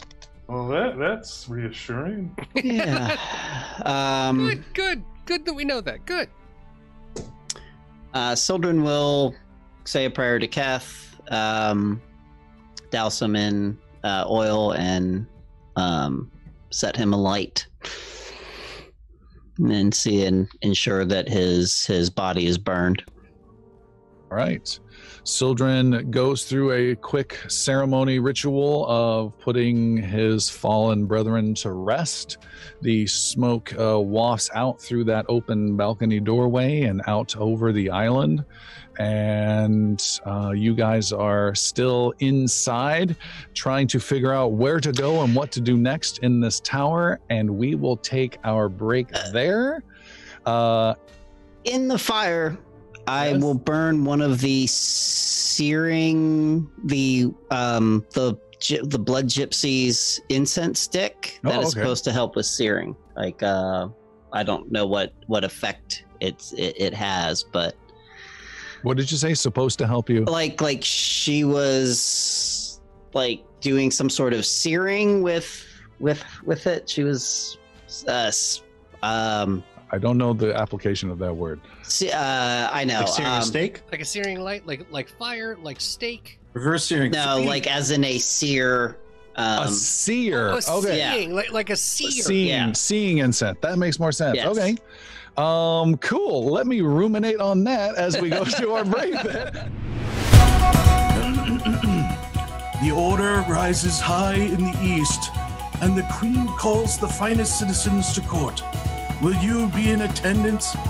Join and subscribe. Patreon.com/Inglorious Bards. With all loyalty and respect, see you next week, citizen.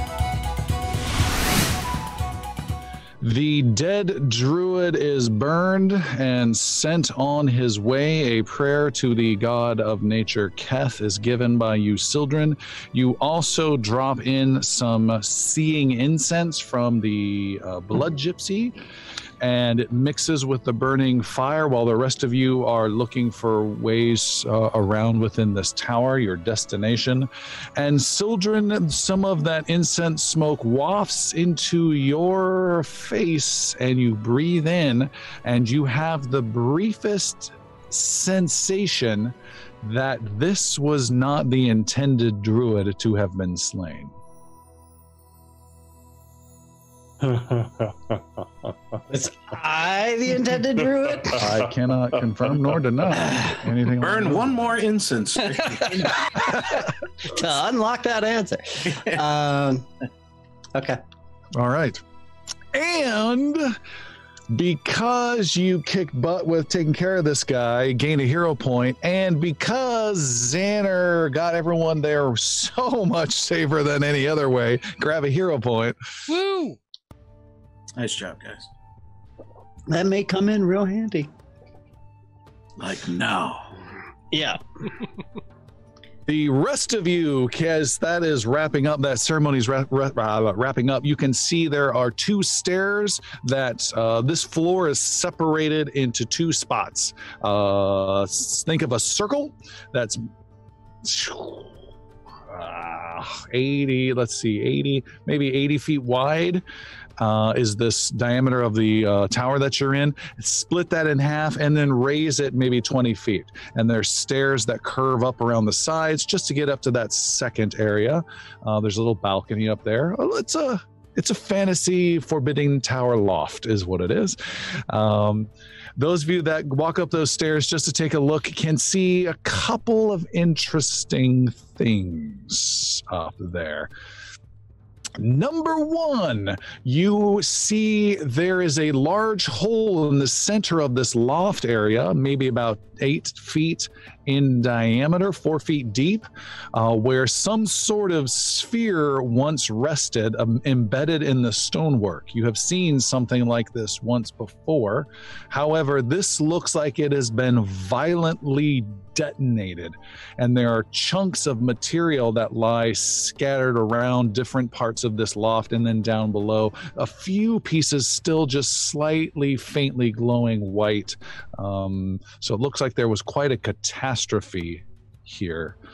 There are stairs that go up, and then there are stairs that curve down through this loft beyond the floor you're at and descend below. So you have 2 directions to go.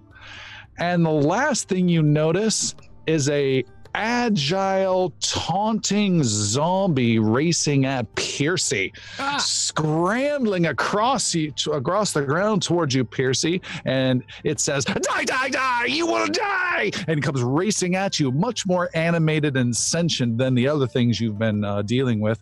Can you make a quick initiative roll, unless you want to after you? We dance after you. All right. This thing is much faster than normal zombies. It gets a 20 to hit and a 24 to hit. Nope. Claws, and then it moves with its first action. So it races at you and claws and does not connect and says, "Your disruptions to the new awakening are far too slow," and claws at you but cannot bite, and you just dodge away like Mike Tyson. Your turn. I do a short sword finisher. Yee. A natural one. No, it's a 7. Is it? Yeah. That is a natural Hey, one. somebody have a hero point? 1 plus 17. I That's have a hero point for you. Okay, thank I you. deserved it. All right, I do a short sword finisher. Jeez! Natural 20. Would you like to describe this violence? He's like doing his weird zombie, I'm a cool guy thing, and I just stand there and I take out my sword and I just like deftly just like carve right into the spots where I need to carve to end his unlife. Oh, and his miserable life ends. What would you folks like to do as Piercy is looking very cocky and swashbuckly? That was a fast-moving, talking zombie. He's a dead zombie now. Yeah. And he was still there. not reassuring. He was there when we got there, or where did he appear to come from? From the stairwells that just go up into the darkness. There's ones that go down into the darkness, one that go up into the darkness. Okay. The explosion that occurred in here, that happened like recently, like within the last couple, days, or is this something that happened a long time ago? Make an Arcana roll.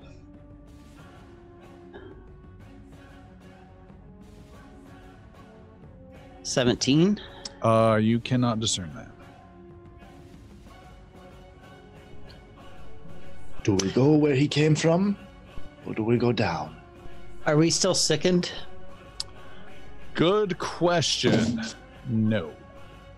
So that technically, I'm sure it doesn't change anything, but that would have been an 18 then. No, it does not change things. So those of you that were sickened by the zombie smell can get rid of it. I show Yathane with a wounded 1 condition. That should probably not be there. No, it should not. Well, I say we go up. We have no idea how far down the tower goes, but it can only go so far up. If our zombies are all male, Why? Why? they don't know how to go down. Oh. I don't get it. Ask Palik to tell you, Xander. Palik, why don't zombies go down? Because they're all guys. Huh? Yeah, yep, that sums it up. I got it right. He gives Piercy a wink. So Xander, I'm taking away that hero point that I just gave you. That was I would officially put him into negative hero points, I think. Let's go up. Brenros will take the lead on this. All right. Brenros, you take the lead. You head upstairs with the rest of the group in tow.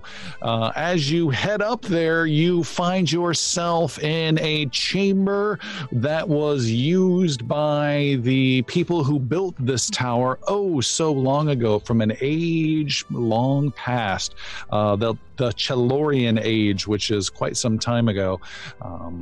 The area here is their living area. So there's a couple cordoned off rooms. There's always a fourth wall, just like us, that's missing.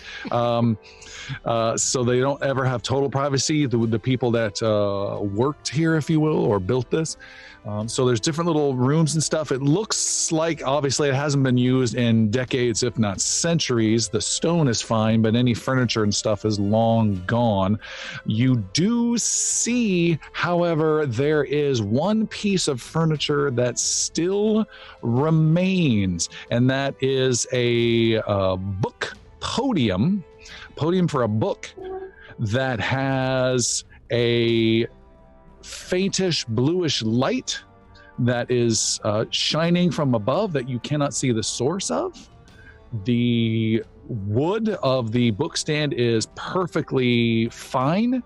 There is a scroll of paper that is unfurled and is opened and on that book stand. And then there is some sort of cool metal wand that is holding it down as well. And the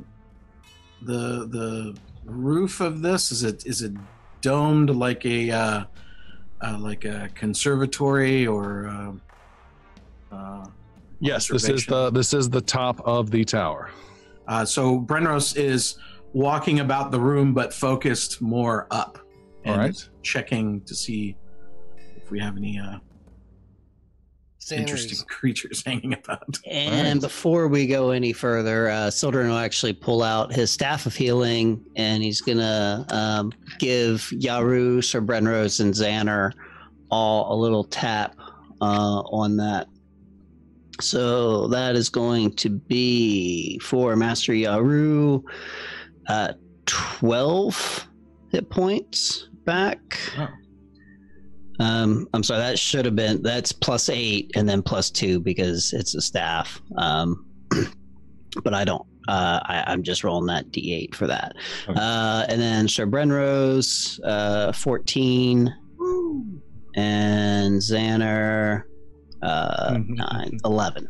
11's all I needed. Woo! Perfect. Thank you. Linda the Good Witch. And I give Piercy a pat on the shoulder. Hang in there. Maybe. He only has 4 hit points of damage, so that's yeah. Drive your finger into it. I need to push it to an 11. There's like a minimum $5 buy sign for children. Xander absolutely wants to go up and check out the scroll on the podium. Okay, Xander, you head over there. It is the only object of absolute interest, which Sir Brenros is grateful for because he's checking the ceiling and not seeing anything currently. Xander, I need you to look at the scroll. What languages do you know? What an excellent question. Thank you for asking. I know a few languages. Let me tell you which ones they are. I know languages notes that are notes. Thank you. Common, Elven, Gnomish, Nordric, Old Byzantine, Sylvan, and Undercommon. You speak Common? Wow. All right. Go ahead and no, just kidding. Make a society roll. There are possible hints that old Byzrin might be of. It's unlikely. Make a very high society roll. Is 30 a very high society roll? That's high society. Googled some of that though. Do not Google high society. Xander, you are able to make out these phrases. Boy, that's a decent roll. These, I'm going to flip it. These are old folks from 2 ages back, the Chalorian age, who were attempting to write in the new modern Byzrin. You are now an age beyond that is old Byzrin, so you're kind of getting what the gist of it. And here is a message that has been saved for quite some time in underneath this protective light. You believe this to be quite old, and it reads as follows. The work of the Scoriel Guild has been to keep hidden the secret slumber of Skordrenar, Varen's greatest hero and most destructive force.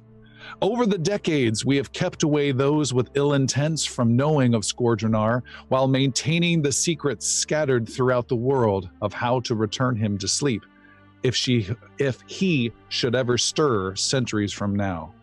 May the gods bless our efforts, bless the safety of the world, and bless Skordrenar himself.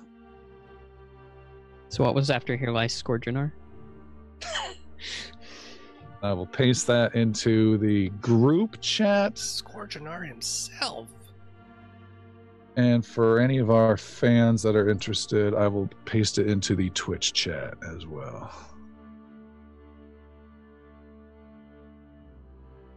You read that aloud, Zach? Yes. Yes, I did. Do you need to hear it again? These people are centuries old, and they send us a message from long ago. They have great wisdom. I feel like we find one of these in every one. They really, really don't want Skordrenar to come back. We have tested him before. We can see he is powerful. And it seems he was a great hero at one point. What is on the next page? Maybe it's the answers we've been looking for, yeah? Next page? You mean like the other side or something? Yeah, it says, the decades have kept away, blah, blah, blah. Secrets scattered throughout the world of how to return him to sleep, etc., etc. Yeah! Well, we've seen one of these in every tower. There's always been some sort of message that's part of it, but it seems like we need to kind of put all the pieces together to get it, because each one individually doesn't really say.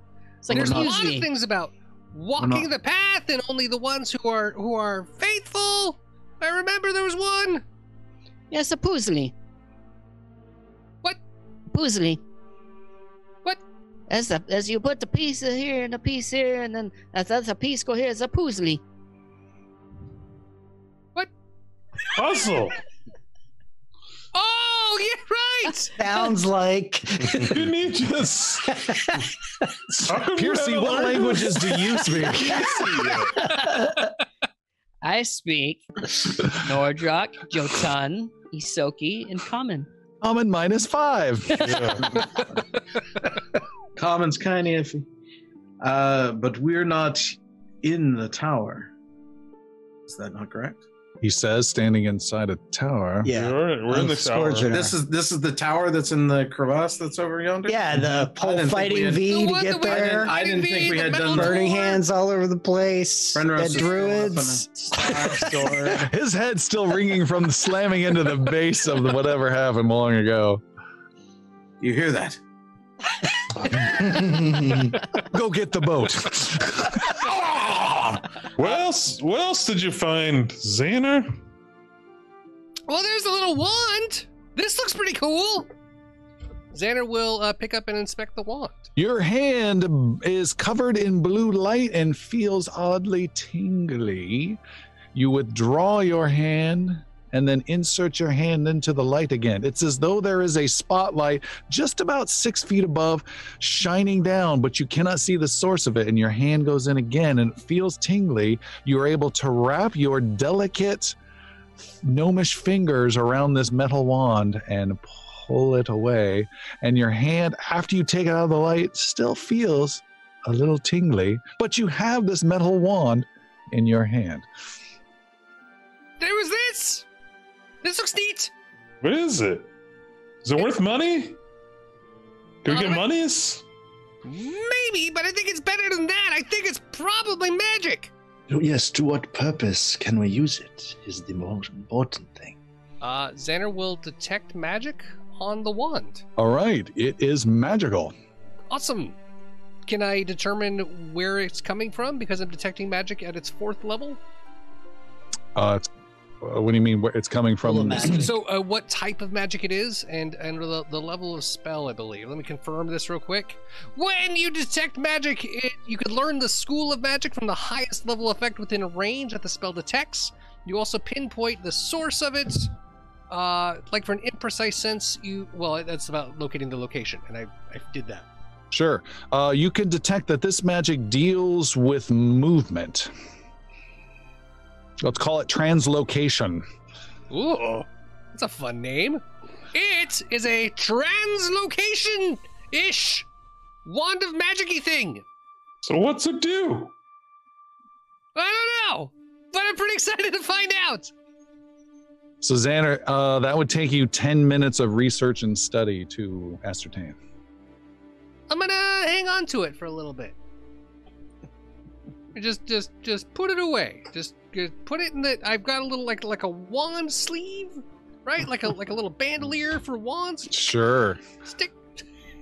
Right? Yeah, we probably won't need that. Probably not important. Just leave it there. Brenros had found from other towers, the writing was literally on the wall. So Brenros, following through with that, is still looking at the wall and kind of walking his way around just to see if there's anything. Yeah, and that's all. This place is made up of what are probably small little private quarters of 3 wall sections. So you're checking in each and looking closely, touching and feeling, and you are sure there is no message on a wall here. Doesn't appear to be anything else up here. Oh, fine. Still go downstairs. Let's go. Yeah, there's something or someone is creating all these zombies. There certainly weren't thousands of people living on this island that got infected by a zombie outbreak. No, and we've seen the undead at every tower that we have found, so this is no different. I just hope we're not too late, and that shattered ball or sphere was not more recent and something we needed to prevent. But yeah, there's nothing else in this room, yeah? Sir Brenros can verify that. Okay. I can verify that. And that light goes away when Xander pulls the wand? No. Yeah, we'll head down. Yeah. Okay. Start to march down. Piercy, as everyone else is starting to head down, he just walks over to the light and just puts his hand in it like Xander did. All right, your hand feels weirdly tingly, and Xander, that tingle, and Piercy, that tingle stays with you for several minutes after you leave before gradually fading. Oh. Like kind of like pins and needles, like the hands. Yes. I'm feeling. Okay. Piercy pulls his short sword out and just tries to do a few Stranger things? What? Okay. Yeah, you were having some fun with that and the sensations as you quickly catch up to the rest of the group. Brenros taking the lead with sword and shield out. You head down the stairs to the initial level you arrived at and then take the stairs even further downwards. What you find is of interest down below. You have found a spiral staircase that descends into an open giant shaft of about 100 feet wide. So essentially the tower is hollowed out, goes down, and you were on a flat section. So you descend underneath the floor you were at before. The stairs are different here. They are metal stairs that extend out about 1.5 feet from the wall on a metal pole, metal rod. And then there's it's almost like a mini oar, if you will. And then you got the paddle of the stair. And there are just hundreds of these as it just slowly spirals down and down and down into the darkness of this tower. Brenros, it's a little disconcerting because you're the heaviest of the group. There's a squeaking and they slightly give way here or there as you head down. And you're really focused on that. And there's no railings of any kind. This was designed by the Death Star architect, so it's really dangerous as you're making your way down. And that is nowhere near as impressive as what Xander notices. Xander, you immediately stop and look as the original folks, the first folks coming down, are focused on these stairs and this big drop. Xander, you see that the ceiling of where you're at has suffered a magical catastrophe. Make an Arcana roll, please. Oh my gosh, you guys, look at this! 27. With a 27, all I can say is I can tell you two things. The ceiling is covered in black ooze embedded with slightly twinkling stars that is emanating and almost dripping off. So these globs will then drip off and fall 50, 60, 80, 70, 80, 100 feet all the way down to the bottom of this huge shaft that you're spiraling down. Just big sections of this, and it seems to just keep happening very slowly and gently, these big black globs.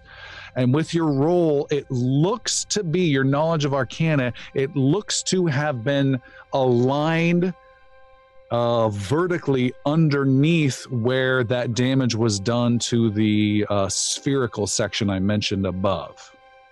Oh, wow. Some sort of connection. You don't know enough to know what that is, but there was something there. So it's almost like a liquid connection to the astral plane type view. Imagine like a magical portal, the astral plane, but now liquefy it, and then slowly it just oozes and drips and just keeps dripping slowly and slowly. This is really bad! What's it mean? I mean, if it looks like what I think it does, that's kind of like liquid space in that the stars are in there. That's a celestial energy and body, and if that's in here, then the force that caused that to happen was devastating. All right, so everybody avoid the liquid space. Sildren, you see that there is also liquid that has somehow splattered out to most of the sides of the walls and are oozing down the sides. So the sides are also almost completely covered in this ooze, and again seems to be emanating from the original impact when it splattered, and just keeps oozing in different it's like runny molasses. So it's not molassesly slow, but it's not water. It is moving, and it's these twinkling, it's black with twinkling little glittery starlights. And then oozes around the steps, because the steps come out 1.5 feet with these poles. So you also have to make sure you're not even leaning on the wall to catch yourself. And Palik, you also notice one more thing.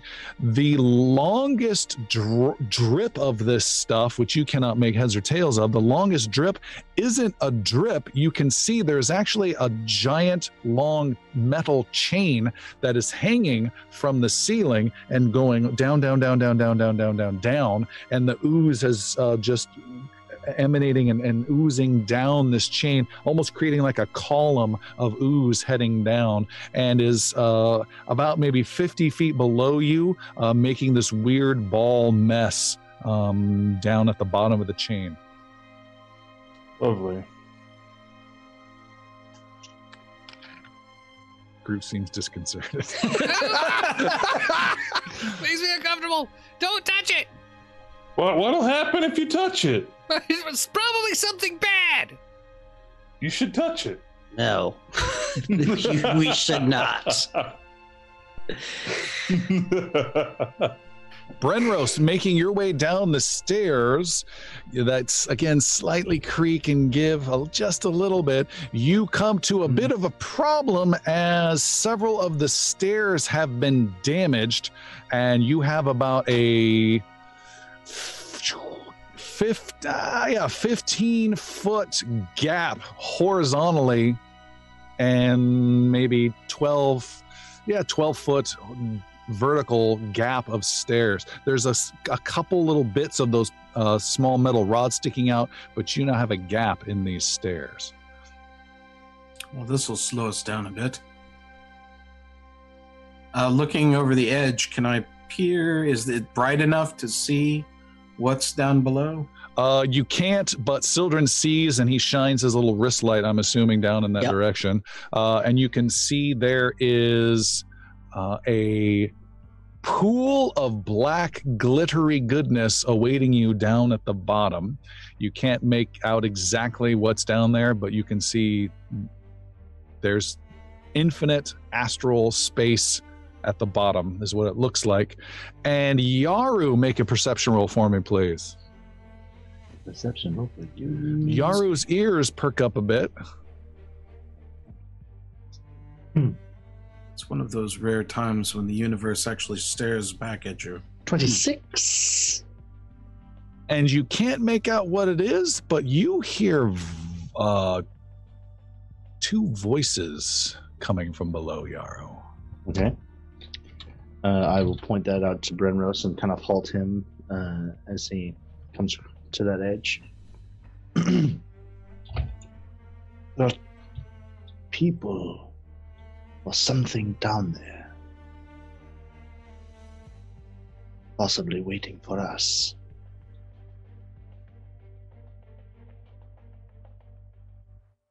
Well, we have to clear this gap if we are to descend any further, else we turn around. So are we turning around? I have an idea. She turns around. She does, and she goes back up to like where the next set of I'm assuming these stairs spiral down. Yeah. To right above where this gap is, and she ties a rope onto one of the steps and drops it. Or actually, she'll tie it to one of the steps and then walk back down with the rope. Oh, nice. So we could Indiana Jones it. One problem. If you're holding on to one end of the rope, then you're creating a line that starts to stretch out across. Right. Shit. With the ooze dropping so down. after I tie it, I'll yell at Piercy. Catch this! I catched it. And it is caught. You come back around, Palik, and you guys have a rope from above. Well, that's very clever. Well, come on then. We'll see if it works. So what's the plan? And don't say have Yaru hold it. Are we Luke Skywalkering in the Death Star? Yeah. I don't know what that means, but I'm going first. It's a very simple verb. Luke Skywalkering in the Death Star. Brenner's getting a gist of how this might go. We'll probably take the first swing out. All right, and help me understand how this might go. How does the rope get back? That's the problem. You have to toss. That's the only way that works, unless Brenros gets across and we throw him an idol and he throws us the whip. Unless there's some stupid triangulation math we can work with. You could like wait the other end and just. I've got a solution. Okay.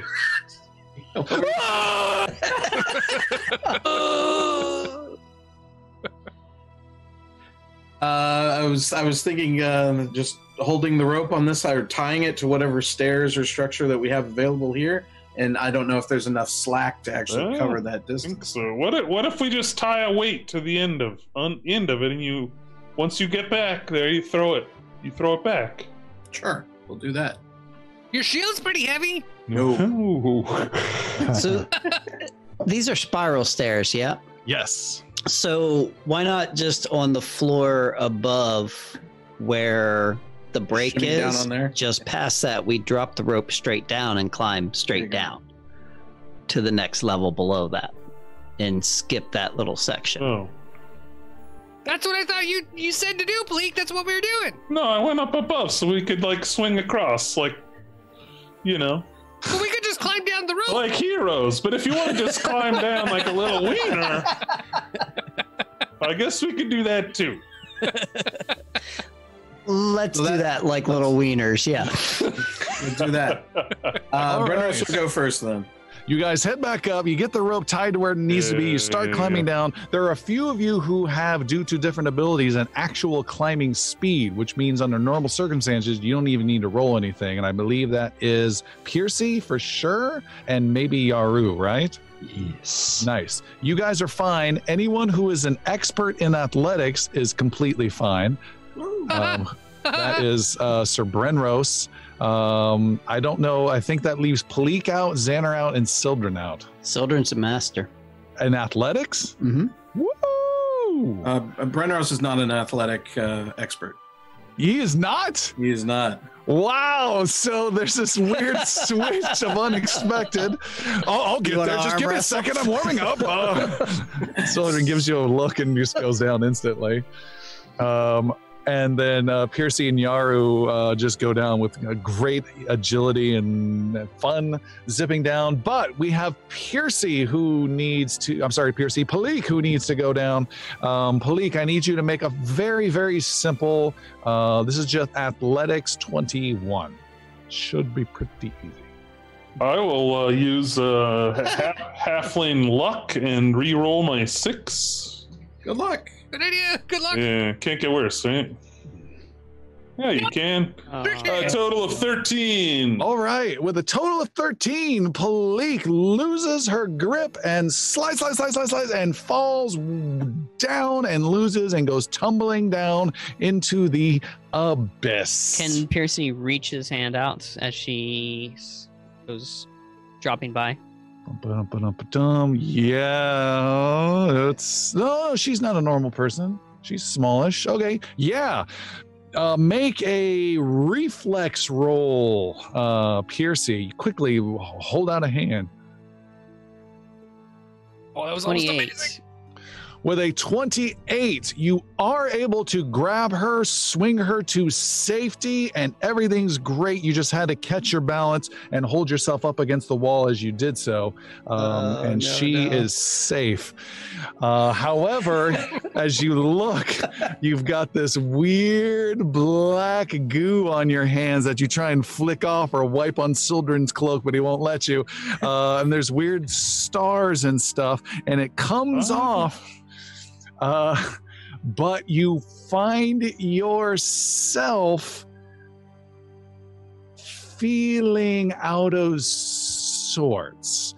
You guys watch Piercy, and he is kind of looking around and kind of stepping around in this room, trying to get his bearings, because you are not quite, you're almost in two spaces at once, it feels like. You are inside this, you're on these steps in this giant spiraling tower basement thing, and then you're also in this strange chamber that you cannot make heads or tails of, and you start to walk around and figure out what's going on when someone needs to help him as he is walking around on this small step. Palik feeling super guilty will help him. All right. Piercy, take my hand. Come here. You're going to wander off the steps. I feel woozy. Oh, it's all right. Come, take my hand. Follow me down. Where are you? I'm right here. I have your hand. Are you here? Are you here? Not the gooey one, but the other one. Piercy, with Palik's voice and touch, you are able to blink your eyes and lose sight of that other place. You can now fully see where you're at, realize, ooh, I'm right near the edge of these steps. You shake off the rest of the goo as best you can.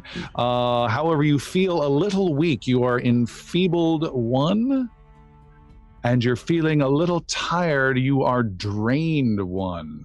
Oh, jeez. I feel a little weak and tired. I'm sorry, Piercy. Thanks for saving me, though. Oh, yes, that's no problem. And everyone then goes down the stairs, successful and happy that everyone's fine, except Xander still is up there. We haven't forgotten about you, Xander. The rope is scary. I am untrained in athletics, so I'm sure this will be fine. What did we say it was? A 21? No, we didn't say anything. We just said make a roll. Athletics roll. That's not what he said. 21, I believe, was the number. It's a 14. Wow. You know what? I have a hero point. I'm going to use it. What? Yeah, it worked out. You don't. Yeah. 20. Wow. And Xander goes, whoa! Okay, and he catches himself and then goes down easily. I meant to do that. It's totally part of the show. Everyone is down on the stairs just fine. Sir Brimros, you look back and shake your head at the chaos behind. No, wait, you were not trained either. I was going to remind you. I was going to remind you. That's right. I stand corrected. You are still up above, and with everyone safely down, Brenrose tries to fireman pole his way down, and you need to make an athletics roll 21. One can hear a little giggle as he jumps on there.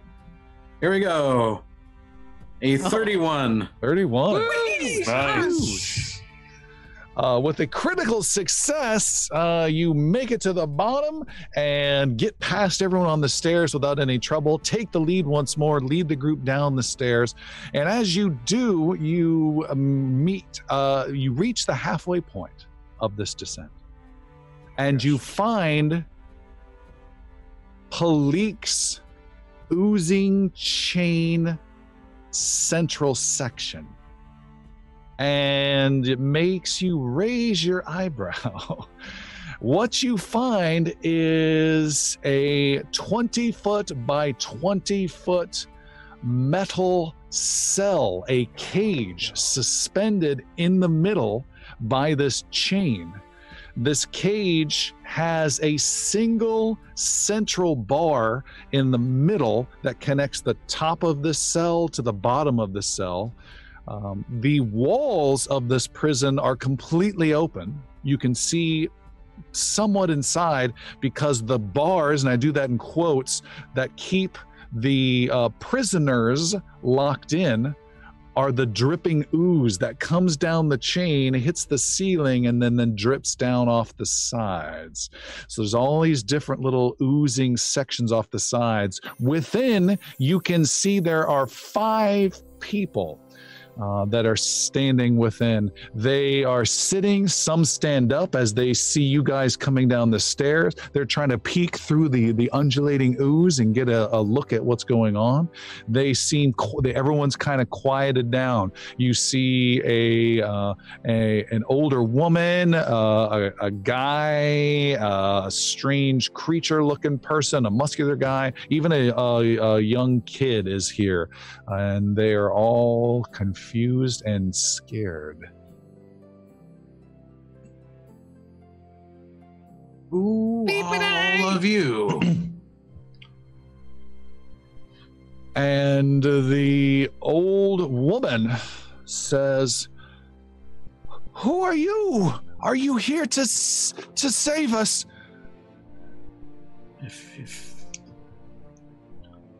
Yes, we are here to save you. We all had to look at each other. Are you going to save them? Or guys, we haven't talked Whose about line this is yet. it? You don't look like they do. They? Who are they? Did they say that? Yeah. Okay. And who are they?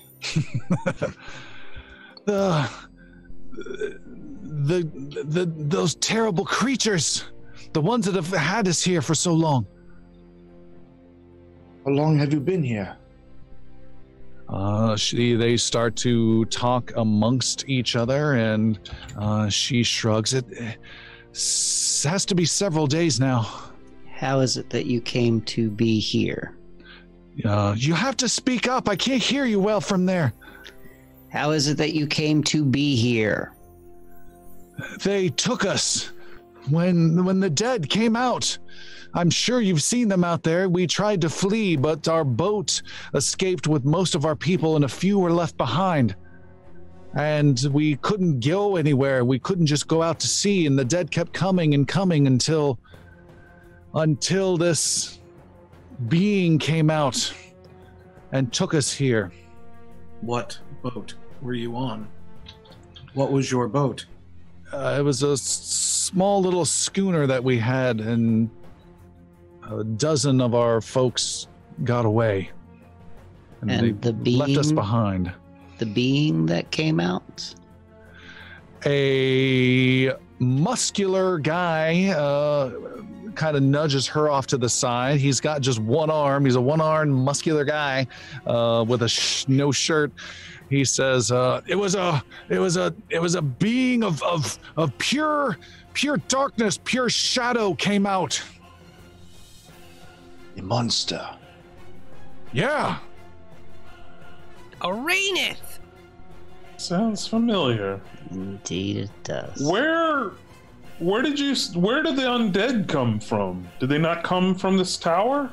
You said they were coming out. Where were they coming out from? The old woman pushes the muscular guy slightly aside. Yes, the dead came out of the tower one day. We've always kept our distance from it. It always had an air about it, and then one day the undead just came pouring out. We all fled, some earlier than others, and we'll find them one day and make them pay. But the rest of us were left behind, and we waded out to the ocean, but there's nowhere to go. We swam around to where there were no dead, but that didn't last long. More and more came. This being, where did it go? He called off his dead and brought us in here. There were originally 8 of us, but half of our group were taken away, and then by the sounds of it, things were done to them below. Since you've been here, besides being put into this unfortunate cell, has it always been encased in this gooey substance since you've been here? Or did something happen? The muscular guy pushes her slightly out of the way and says, "No one's ever been inside this tower before. It's a cursed place. Can't you see?" No, but the substance that's on your cell bars there? I've never seen anything like it. One of us originally touched it. What? Huh? Was it here when you got here? No, this happened a couple days ago.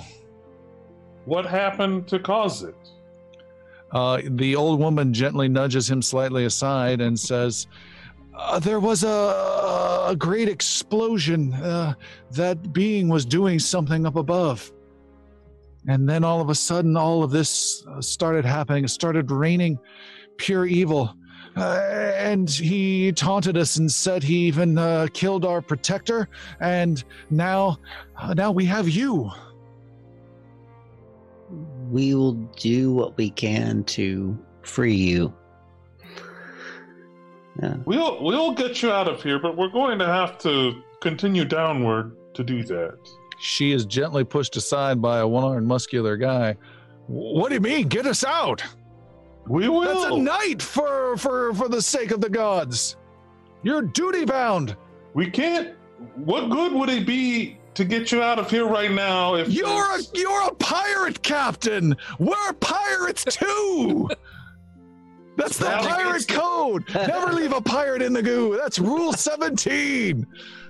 I don't follow those rules. We will get you out of here, but we got to take if there's a threat, we have to eliminate that threat before we get you out of here. And the means containing you is beyond us. We have to find the source to free you. Actually, there's a button over here. Does the chain continue down past the cell? It does not. It is suspended a la Time Bandits. I'm going to have to watch that again now. So, what if... This is just me talking here. This is just you and me. No one has to listen. But what Who are you talking to? I'm just you and me. We're just talking right now. If we were able to get a rope over the top of the chain of that cell, we could probably all pull the whole thing over and then get it to like one side. But how do we open it? It's covered in this shit. What? Did you see what happened? Like, Piercy just barely put his hand in it and almost walked off the stairs because he got lost. Yeah, I don't think we should touch it. That's bad. Well, how do we get them out of there without touching it? Well, it's not really a box, though, is it? Let's go down and see what's going on before we might put these people in more danger than they're already in. I mean, nothing's happening to them right now. I can't remember who was last there. Whoever was last there is gently pushed aside by a... what's up with frickin' Frack here? I mean... He gently pushed aside by a boy of 10 years old who says, "Don't leave us. You have to save us. We will save you. They're going to kill us unless you get us out. Get us out." We will, but you're going to have to wait. Worry not, young one, and I'm going to try a no cause for alarm on the group of them. I'm just going to say, we come to avenge you. When we strike, it is to end your suffering, not to cause it. Did you just threaten their lives? I know. He's we'll kill you. You will feel nothing. We will continue. We'll all be over soon. I don't think that's how that works. Now I'm scared. Jesus. Yaru, make a diplomacy roll, please. -10. We will continue down this path and return for you. If my dice work. Somewhat, a 22. With a 22, the boy says, "No, don't leave." There is another person. It's a dude with a red mohawk that doesn't seem to care, is just watching. But there was a creature I mentioned also in this cage, this cell, and it is a minotaur, half minotaur, a lower body section of a woman with an upper body of a minotaur, bronze reddish skin. And she goes over and starts to quiet down. You can't hear what she says, but it's a deeper voice, and she uses calming hands to just calm the group. And everyone kind of quiets down, particularly the young boy. And then the old woman pushes all of them out of the way, and she says, "How long will it take?" One hour. You start counting. We'll be back. And they start talking to each other and shaking their heads. Can all this group be diverted and open the bars? Well, we don't know that yet, Brenros, but let's not talk about it in front of them. Oh no, they're definitely dead. There's no hope for these people. Okay, so we just move on. Yeah, I get You it. should probably have said, "Don't mention us. You haven't seen us." Mum's the word, but I know, whatever. We'll continue down. All right. You continue down. These stairs spiral down further. You leave the suspended cell up above. The steps come to a bottom. The bottom is this pool of black starry goo that does not appear to gain any depth. As more goo falls into it, it like has a little bit of rise to it, and then it levels out. More goo hits and levels out, and you could see it should just be rising and piling up, but it never seems to do that. It's always this it could even just be a foot of goo. But there is an interesting part. You can see there is a side hallway off where these stairs arrive at, and right adjacent to that is a small alcove with a statue with some bluish light emanating from the statue. And right where that bluish light emanates, the goo does not reach, and it happens to be not too far away from the bottom of the stairs and the corridor, almost as though you would in the old days light an incense or give a prayer as you're making your way from the steps down further across, that type of a thing. So there is solid stone for you to step upon and continue on. Nice new drink. Okay. Yeah. Light. Yaru will see that path and kind of step into it. Yes. Are there any like little rocks or pebbles? I guess not on the steps. Those steps are weird.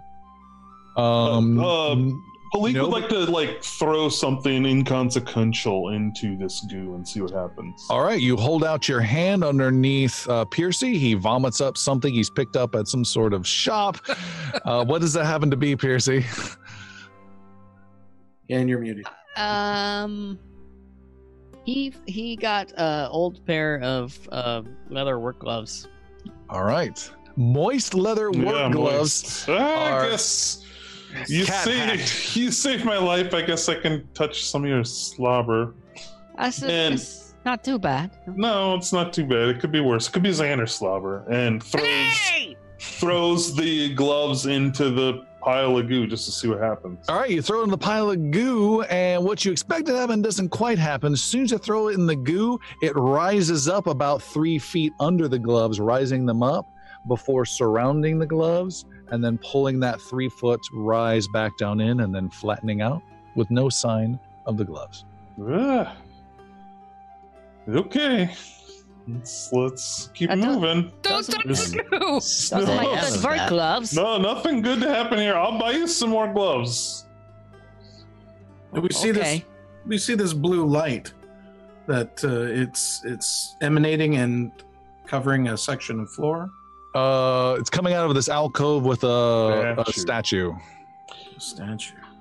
Does the statue, was that Palik? Yeah, that was Palik. In the first tower that she went to, we dealt with some statues and some darkness covering some doorways. Does this statue look like that statue we dealt with there? What, where? Can you describe where? This was the tower underneath Mirskon.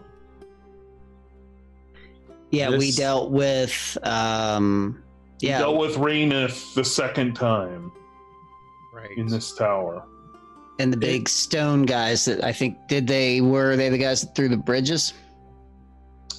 That was later, but the yes. giant shadow guard. This statue is not of that at all. It is a statue of a bald man, almost monk-like, sitting cross-legged with his hands, and his hands are glowing slightly blue. And Xander recognizes this from some time before. I know this guy. Okay, so there was this time that we were under the Tower of Scourgeonar in near Tavernry, and we went way down into the caves, and there's a lot of water down there, and Iggy had to dive in, and he went to go find some weird leather and armor, I think, but there was a lot of zombies underneath in the water, but there was the statue of this guy in there who was the protector. I think this might be an image of Scourgeonar. I think that's what they called him. Everyone who is trained in religion can make a religion roll. I'm not trained, I'm a master. Then you know I said trained. What about occultism? If he looks like a monk. No, religion. You're not trained in religion. Interesting. I have seen Scourgeonar, have I not? You have. Would this benefit me in identifying if this was in fact Scourgeonar? Make your roll. All right. A 27 presently. A 27. You know this is not Scourgeonar. You are able to recognize this as some sort of old Chaloran god, but you don't have any more information than that. An old Chaloran god, this is not Scourgeonar. I have seen the face of Scourgeonar. This is not Scourgeonar. This does remind me, though, this blue light, then the blue light from above. Is your wand of any pertinence here? Oh, let's take a look. Xander will pull out the metal wand that he got at the top of the tower. Okay. And holds it out into the light or up towards the statue. All right, you do so, and there is no effect whatsoever. I'm just a knight. Again, what's that wand supposed to do, Xander? Well, give me a second. I'll take a look. Xander will investigate it to see if he can determine how it works. It's slightly thicker than a normal wand. It's metal. It has cryptic writings of THERMOS written on it. But other than that, you don't know. You would need to spend 10 minutes and an Arcana roll to figure this out. You guys want me to take some time and figure this one out? It might be pertinent. All right. Well, we're here. I'm kind of a safe spot. While he's doing that, Soldern's gonna take the same thing to do to identify the gloves. All right. You guys spend 10 minutes around this statue, keeping kind of close to the statue as it seems to be a safe spot, yet not too close to the goo, which is still a little too close. Xander, you spend time looking at this rod and casting spells, and nope, little sparks go from his hands, nope, little flame, nope, and he's trying all sorts of things. Sildren's lost in some meditative trance. And Xander, go ahead and make an Arcana roll. And I don't know if that's the best use of a natural 20, but I'll take it. And Sildren, you don't even get a chance. Xander identifies the wand, the healing gloves, and the vestments that you have, and you do it in half the time required. Oh yeah, listen, it's like you get the puzzle pieces suddenly make sense and they all come together. Xander, you have identified this wand in your hand not as a wand, but as an immovable rod. Oh, cool. Hold. Here. Immovable rod. So this is like a thick ladder rung, and it has a button on it. And if you are, let's see, it is not connected to you. No, it's not. As long as you know like the passphrase and press that button, that rod stays in place and will not move no matter what. It's there. In whatever three-dimensional position you put it in, it is there. It's can be moved if 8,000 pounds of pressure are applied to it, or if someone makes a very simple, simple athletics 40 check to move it. And that's it for whatever use you have of it. That is an immovable rod. I'm putting that in the party group area. You have also identified the gloves as greater healing gloves. They give a permanent +2 bonus to medicine checks.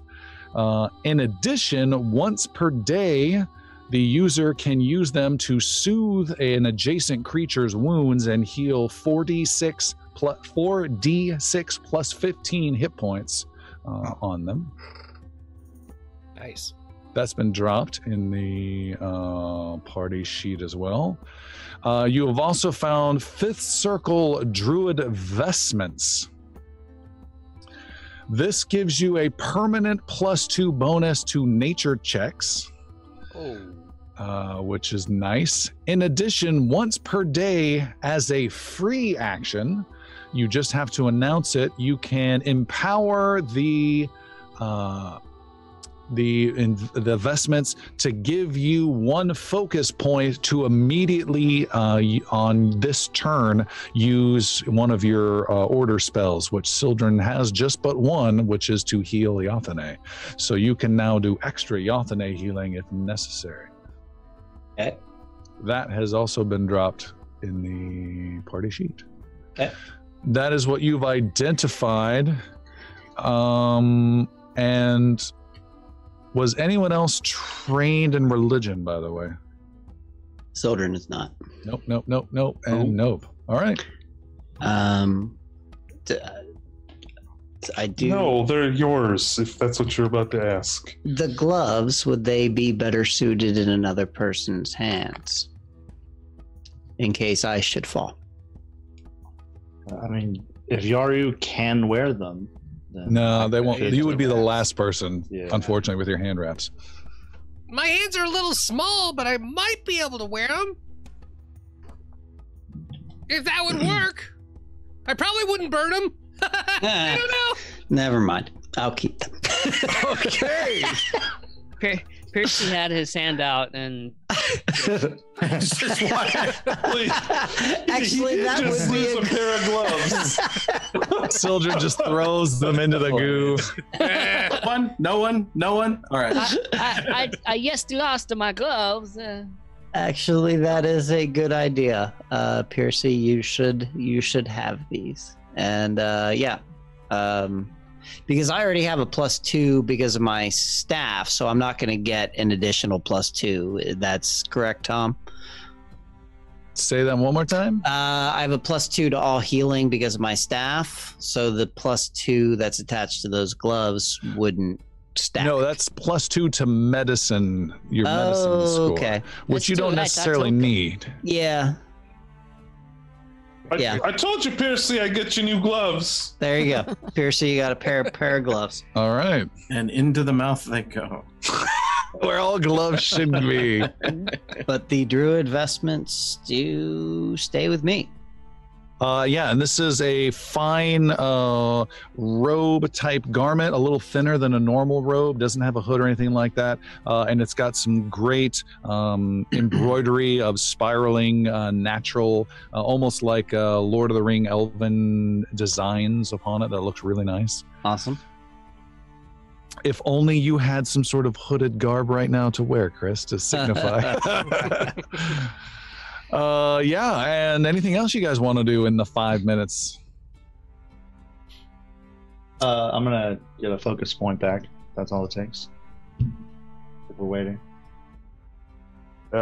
Pleek's just finding pebbles and throwing them in the goo. Okay.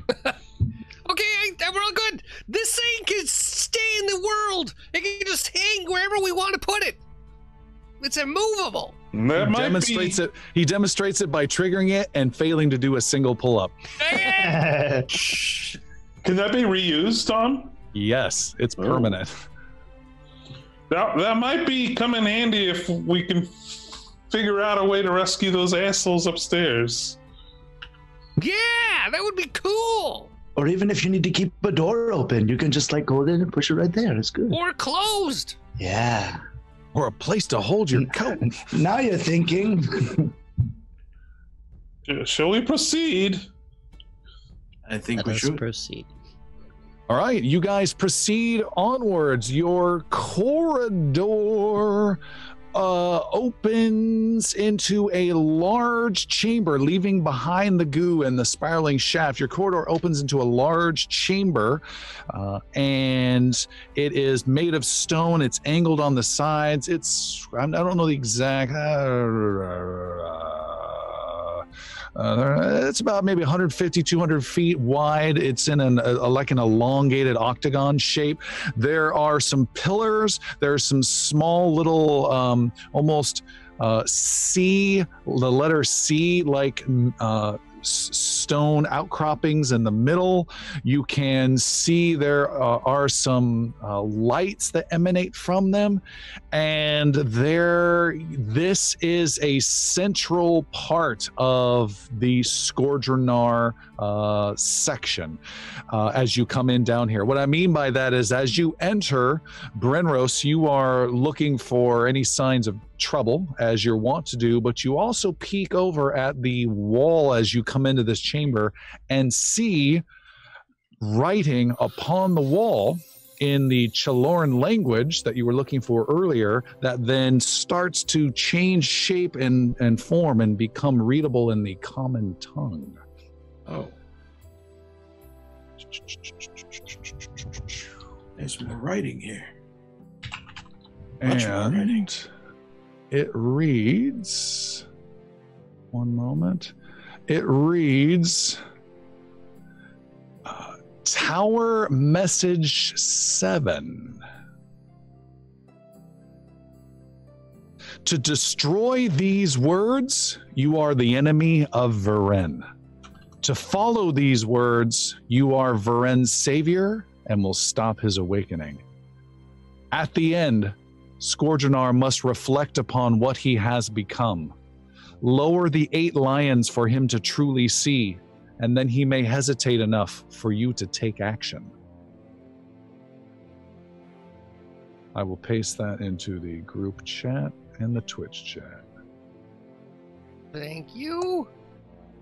So many Spelling error mysteries. too. How many of these? How many of these have we seen as a party? This would be my third. Yeah, good question. Actually, so far we've seen 1, 2, 3 of them that we know of. This would make number 4.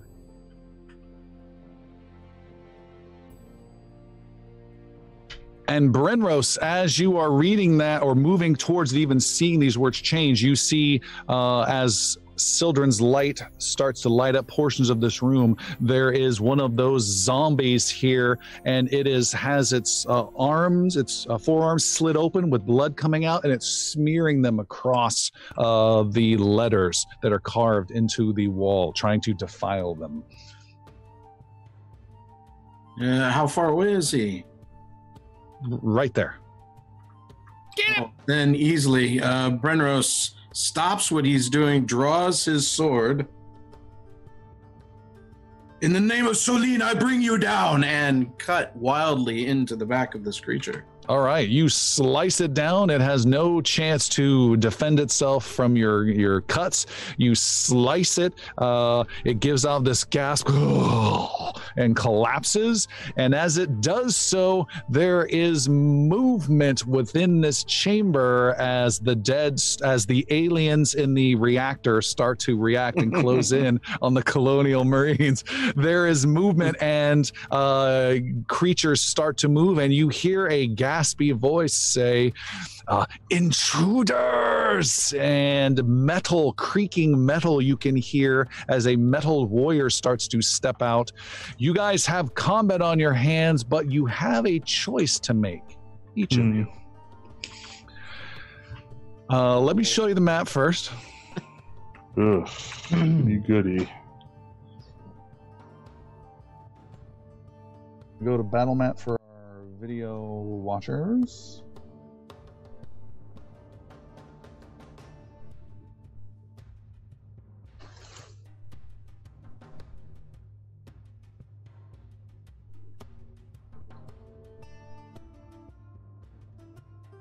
Should look good now for the video folks. There we go. Great. So you guys are on the left-hand side, just coming in. There's several different pillars. You've got these sea, just strange designs in the middle. There's 3 of them with more pillars with some red light. There are, what was I going to say? Oh, there's also several layers of smoke and cloudy, almost low fog that you can kind of see on our map that provide a little bit of concealment for anyone looking through or attacking through. So it can be a little difficult in some sections to see, but not the entire area is covered by it. You guys have a choice before we begin this battle as the dead try to defend you entering this final chamber. You can, each of you can choose to gain +1 to initiative, or you can get a head start and move 10 feet right now before the battle begins, or you can make a perception roll to spot something, is what I can say. And I can also say that your enemies are, oops, there is a armored grave knight who is in the middle of this chamber, who is now making his way towards you with a sword, a brittle, nasty looking sword that drips cold off of it. And then on the far eastern side, there is a big, fat, meaty zombie. Wow. Whoa, let's see. So +1 initiative, 10-foot move, or you can make a perception roll. Yaru, what do you want to do? Roll perception 31. That's good. Palik, what do you want to do?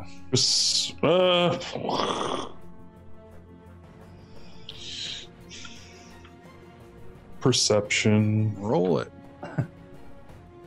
27. Okay. Sildren. Initiative. Okay. And we'll keep that in mind. Sir Brenros. Initiative.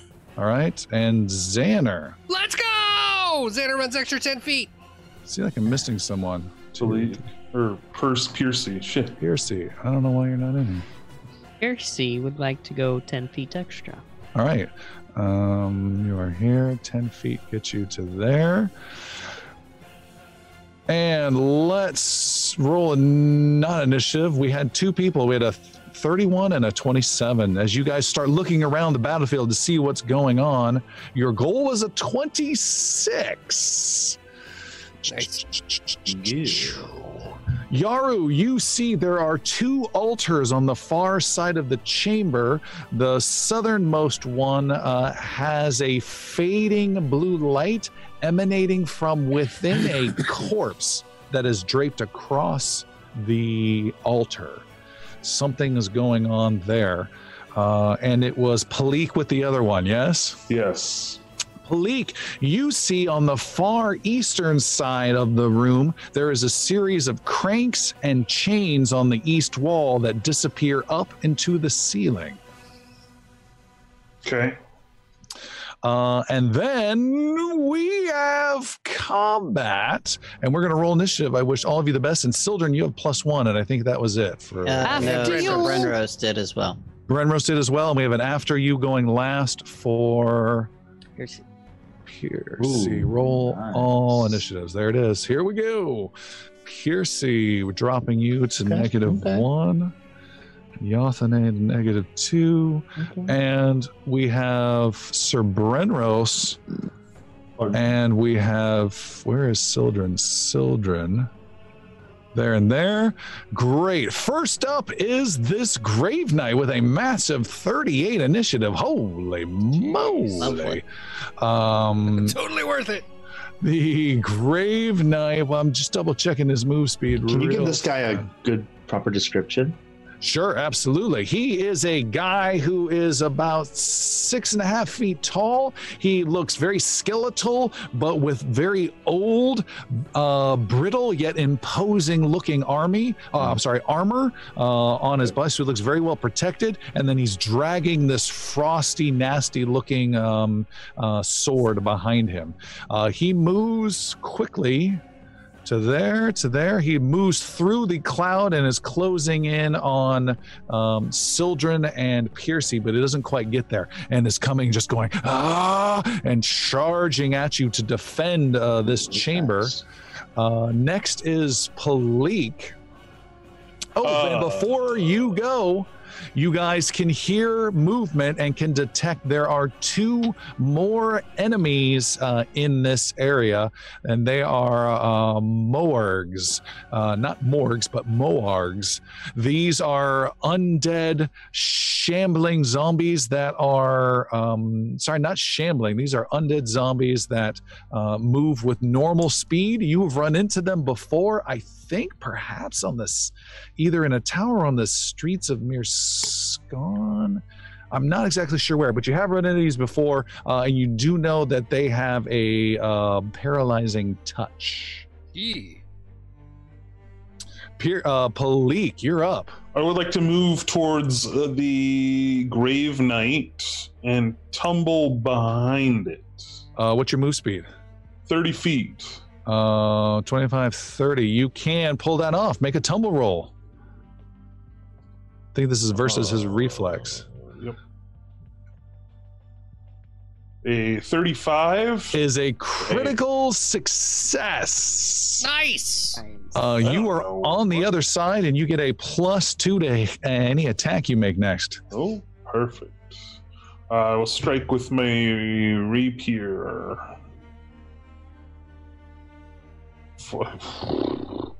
I'm going to use. Was that a bad roll? It was a 3. I'm going to use my guiding luck to reroll 1 attack roll.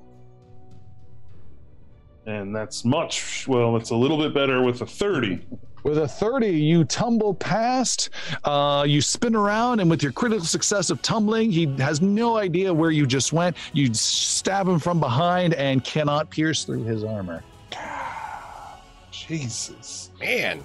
Okay, well that's my turn. I don't think so. I think the tumble through allows you to move. Oh, well then I'll attack again. I'm going to double check that real fast. Tumble through. Stride up to your speed. During this movement, you can move through a space, make a roll. Yeah, you still get 1 action left. And I will miss terribly. Just stabbing and hitting nothing but metal. Piercy, what are you doing? Actually, he, not to ruin it, but he did after you. I don't know why I'm in here twice. Oh, I don't know. When I said you weren't there, you must have been there. Let me kill you here. Dead. Thank you. Sildren. Yes. So I'm within 35 feet of Brenrose. Yes. Yes. So I will go up. And hold that thought for 1 second. I'm going to say it after the fact because you didn't get a good blow on him. He is going to use his attack of opportunity, the Grave Knight, on you, Palik, as you did a move action around him. And he swings his sword at you. And the frosty goodness connects, I believe, with a 40 to hit. Good God! That critically connects. With a critical hit. That's malarkey, but I'll take it. With a critical hit, Palik stabs, and he instinctively spins around and brutally connects for 43 points of slashing and cold damage. Jeez and rice. Huge blow from his reaction. His reaction's now gone. Sildren, does that change anything? Because it is now your turn. It does not. Yeah. Oh, and I'm sorry to interrupt one more time. I will let you guys know that the Moargs that are in the middle, they are leaving their little chambers and trying to see what's going on, but they're not making immediate rushes to you guys. However, the meaty zombie to the east is running further east towards that crank contraption on the east side. All right, so Sildren touches Brenrose's shoulder and says, "May Keth be with you," And Sir Brenros, for the briefest, almost like out of the corner of your eyes, you glance over. You think you see Sildren rather than as who he is, the avatar of Keth, which would be the stag, for a moment. And there's an energy transferred to you, and you are now cast upon you Death Ward. I have shielded Sir Brenros from the ravages of negative energy. You receive a +4 status bonus to saves against death and negative effects. You also gain 10 resistance to 10 negative resistance, and if you should happen to be doomed, it would suppress that effect. Oh, big protection. That is huge. That is a level 5 buff we've never seen before, and the first ever bonus to a death save? What the hell? Yeah, that's crazy. Yep. No, that's a dying save. No, I think that's different. That's a dying save. This would be any effect like death that has magic. Yeah, anything that has a specific death keyword, which is not totally out of the wheelhouse of where you're at. Not. Wow, that is so cool. And that is Sildren's turn. Kind of gives the religious response, you know, just the accepting as the hand is placed and so forth. That's huge. And Yathane is able to do a flyby attack on the Death Knight. Sure. All right, fantastic. Oh my god, I have so much going on right here. Where are you, Yathane? Yathane comes screeching by. All right, and probably misses with a 22. Totally misses with a 22. Brenros, though, is quick on his feet. He was ready for trouble. You're up. Brenros will take an opposing stance to Palik if possible. That is 20. You can move right next to him with your 25 move, or you can spend a second action to get a flanking position. No, the 25 to just get to him then. All right. Point. And I will attempt a slashing attack here. Good luck. Thank you. 22. Doesn't look like that's going to cut it.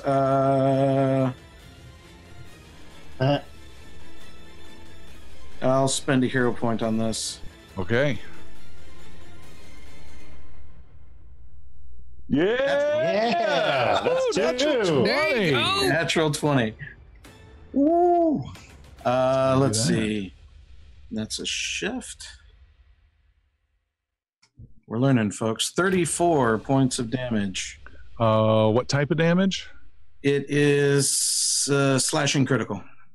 Slashing. All right. He enjoys 34 points of damage. Boom! You want to describe that a little bit?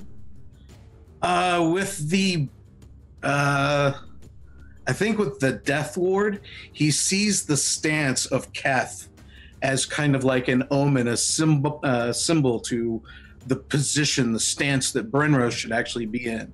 And he approaches with that, and clearly that's just a very much a weakness to this creature he wasn't expecting. So it's kind of an honor to Keth, and just following through with that movement. Yaru, you're up. Nice. And of course, Sylvan's not even here. Seeing the huge damage that the Grave Knight did to Palik, Yaru was a little concerned, but seeing Brenros come in and take over, Yaru's just going to go ahead and run to in between the middle of those top two sea structures. Okay. As far as I can get. I know there's a little bit of... It's 45 per turn. I'm going to use all my actions to get as far as I can. And I know there's a little bit of like rough terrain right there. I have a climb speed of 10, 15 feet. I don't know. No, it's just slightly rubbly stuff. Where I've put you right now, almost in the center of this room between two of those sea stone structures, that's two actions right there. Okay. And then the third action would get me just around that circular pillar thing. To here? Is that... You can go that far distance. That's about as far as I can go? Yes. Here. I will... Here. I'll push to just behind right there, spawn that circular object. Great. Running just crazily, scampering over some fallen rubble, racing past the morgues. He goes racing towards the east. It looks like he's heading towards that meaty zombie. I do just want to be out of view of that one specifically. Like, if the top one, the north one, can see me, that's cool, but I want to get to here. Possibly. Yeah. Brenros didn't announce his last action, which is just a walk at this point. So. Shields up. All right. Sorry. Xander's right next to Yarrow and sees him running after where he's going, and is going to take his aura and kind of do this white hot fire from his hands, and kind of like he's throwing something over himself from head down. He's going to cast it all over himself and start growing and turning bright orange and catching fire as Xander transforms into an elemental. Yeah. You're like a being of pure flame. Is that what it looks like? Or are you still Xander? No, as in my elemental form, I have called upon the power of the planes to transform into a medium elemental battle form.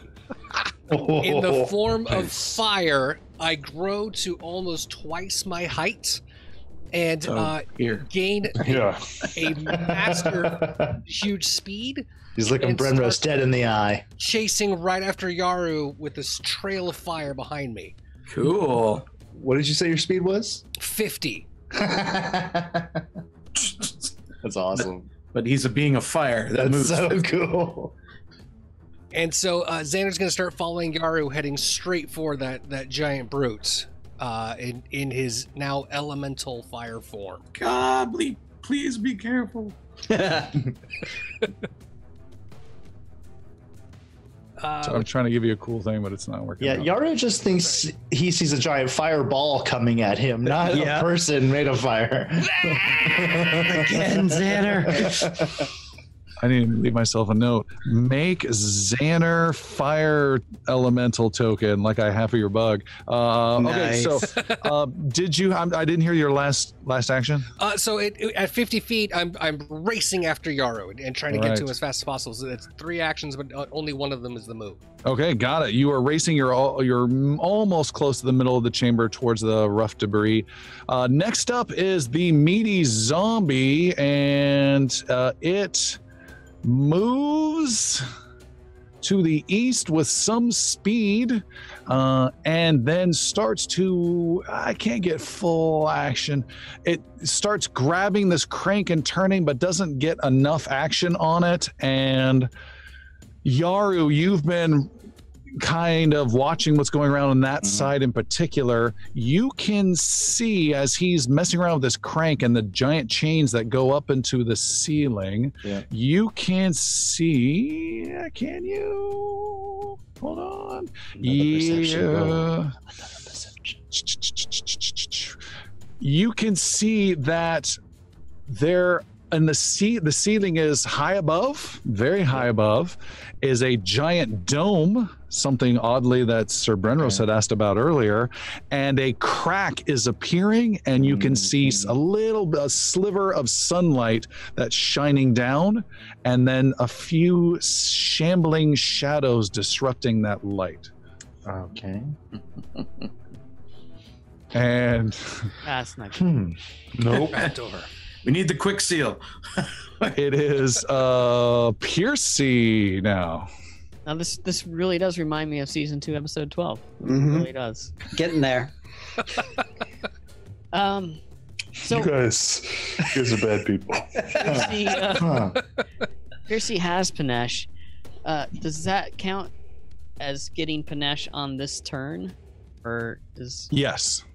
Okay, great. So he's going to use a Vivacious Bravado to give himself an extra 12 hit points. Ooh.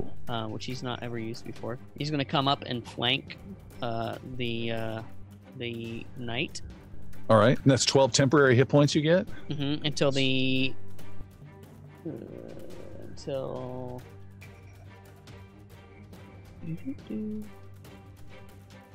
until the start of my next turn. Okay. There is also a benefit of being right adjacent to Brenrose, by the way. I will stand adjacent to Brenrose, flanking with. That'll work. So that'll be move 2, or action 2, and then my third action with my panache. Going to do a short sword finisher. All right, he's making a big attack. You get +2 for the flanking bonus. This could be big hit. Yeah! 38. 38 is a hit on through the heavy armor on this creature. All right. Nice. And it cannot react in any way, in any craziness, because it already burned its reaction, so nice job. Nice. So damage is 22. Not too shabby. Perfectly average. Little under. 22 damage. What type of damage? Piercing, fire, and precision. He can take precision. All right. There are some undead who just don't care. All right. That was 22? Yes. All right. Another blow is dealt. A chunk of armor comes off. You clip some bones underneath. He's still standing, though. And that was great, though. We are at the start of the turn. It is his turn. What? I say, what is he going to do? Did Yathane go? Yathane doesn't. It was on Sildren's turn.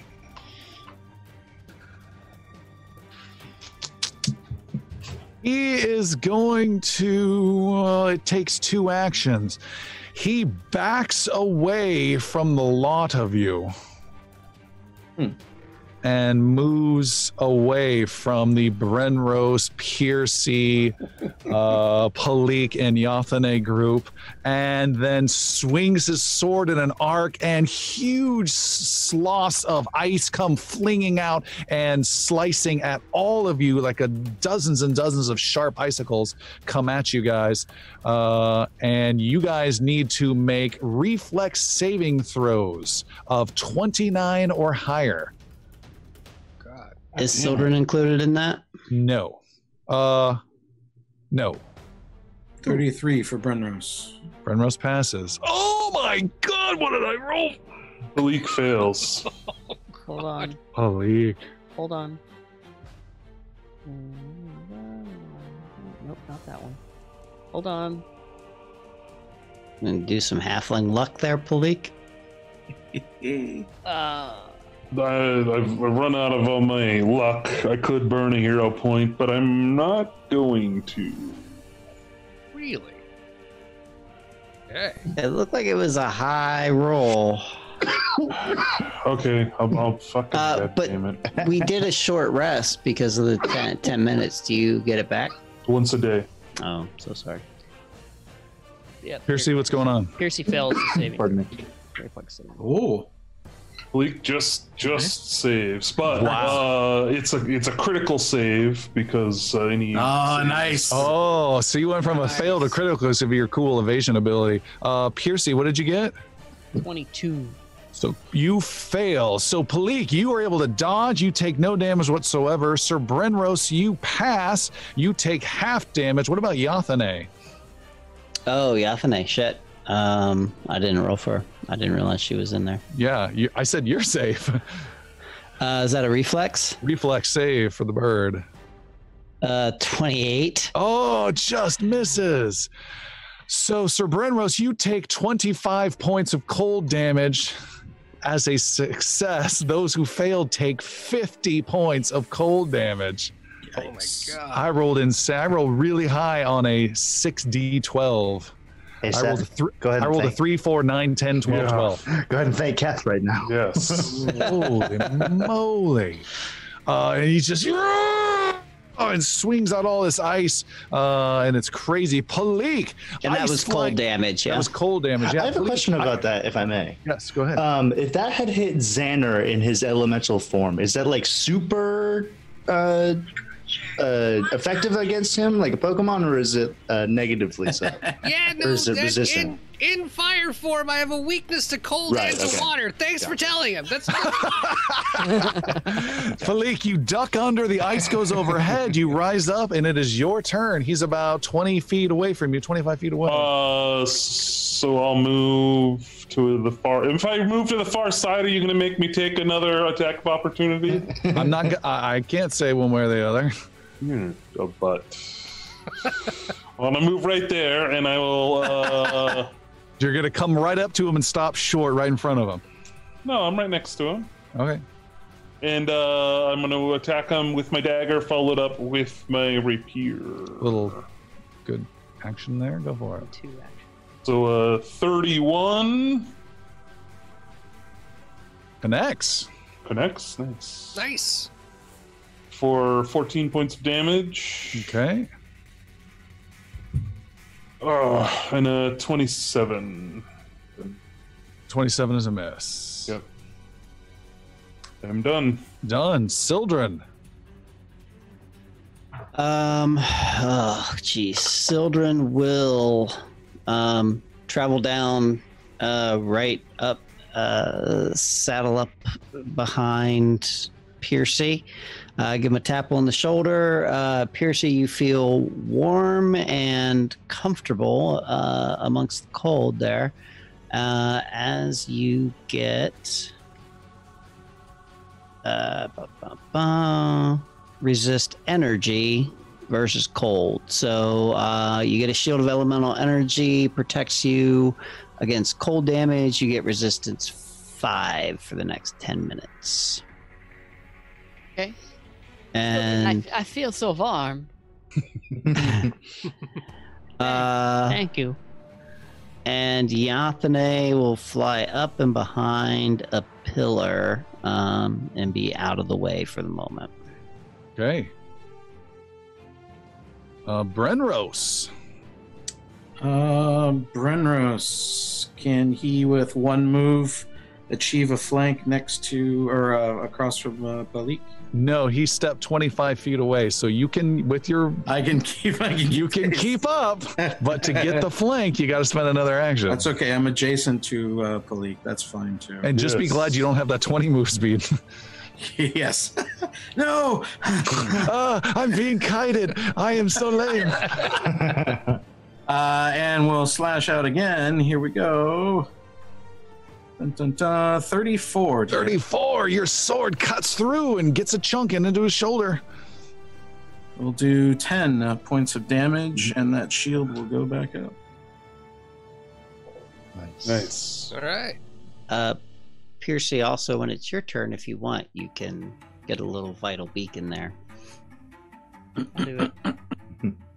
Yaru in the middle of the room is now quickly surrounded by both of the Moargs. They close in on each side to cause all sorts of chaos. I'll just do both of them at the same freaking time. The first one, though, does not get flanking because of how the timing of the rules. I'll keep that fair. Comes at you, and it's going to reach out and try and claw you with a 32 to hit. It does. 25 points of slashing as it rakes across your chest. Be careful. And then it spends its third action to automatically grab you. Okay. You are immobilized. That's not restrained. So you can still do whatever you want. You just cannot move until you escape. You can still fight or pick your nose. However, that makes you mobilized, so you're flat-footed against his buddy. His buddy comes over, and he does not claw you. He extends his mouth and lashes out with a black tongue, this spindly, tall zombie Moarg. The tongue comes out at you for a 31. That does hit. Oh, and a natural 20 on his last action. Yikes. He does no damage with the tongue, and then no damage with the tongue. You need to make a fortitude save of 26. Come on, baby. I'm gonna use my hero point here, or actually, is it? What do I have? And you have a second critical tongue lashing coming right after this. That's okay. I have a skill. It's called Path to Perfection. Let me reroll this with a hero point. I'm sorry, that might have been off or not. Come on, hero. I'm trying. 42. 26 is my number. Come on, baby. Damn it! Oh. I fail. You fail. You are paralyzed. Okay, I failed all of my fucking fortitude saves today. He then lashes out with the tongue again and paralyzes you more a little bit. You are paralyzed and messed up, so you cannot do anything on your turns. What I need you to track right now is a target number of 28. That is what you will need to roll at the end of your turn to be able to get control of your body. If you fail, though, to not totally punk you, that number will drop by 1 each turn. So it'll get easier and easier, but that still is really bad. Yeah. What did I Fortitude. But you don't roll it yet. It's at the end of your turn. So he has messed you up with the paralyze. It is your turn. You are frozen in place, unable to move, surrounded by these guys, blood across your chest. Your turn is over. Now make a fortitude versus that target number. And good luck. This is not easy. Oh, Jesus. You fail, but lower that number by 1. I need you to track that number, please. 27 is what. I don't know what is going on with my fortitude. This is shitty. It's the only thing I'm good at. That ain't true. I know that. What are you talking about? My reflex and will are not great. So my fortitude is my go-to thing. Gotcha. Okay. It is Xander's turn. Oh my gosh! I was gonna just run past you and let you handle those, but I don't think that's working for you so well. Yeah! Episode. Piercy understands exactly what he's saying. No! Luckily, I was going to scratch him, but it paused like this. It's okay. It's okay. I just want to run past you so I can get to the other guy. Burn us all. I don't give a shit.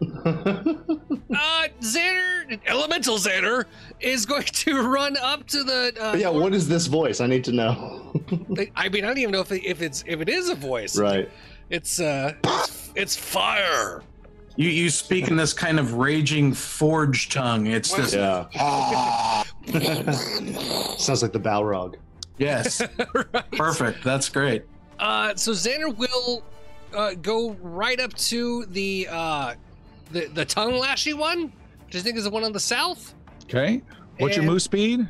50. That will get you there. That'll get you to Mirska. With a tendril of flames slapping right out of the hand, I will work on igniting him right in the face. And so that will be a 29 to hit. You connect and slash him with this tendril flame. Awesome!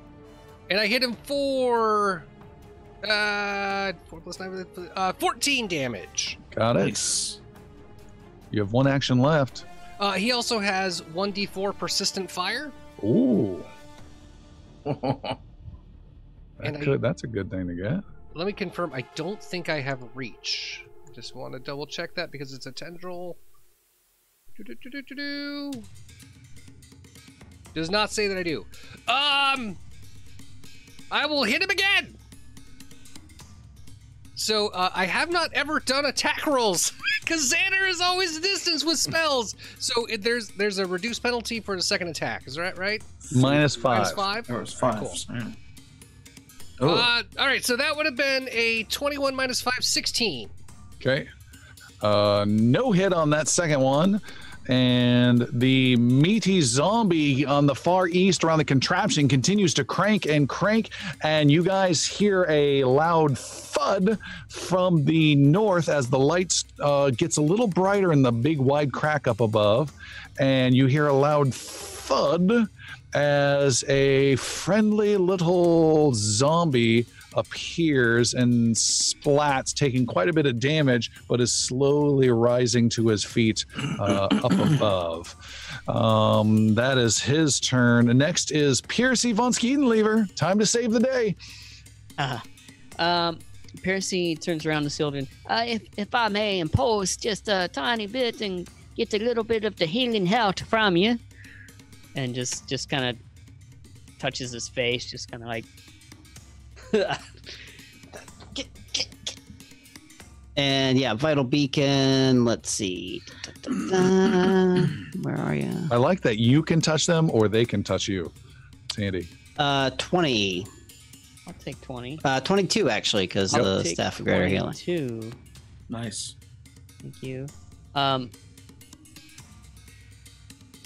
So these circular pillars, do they go all the way? They don't go all the way up, do they?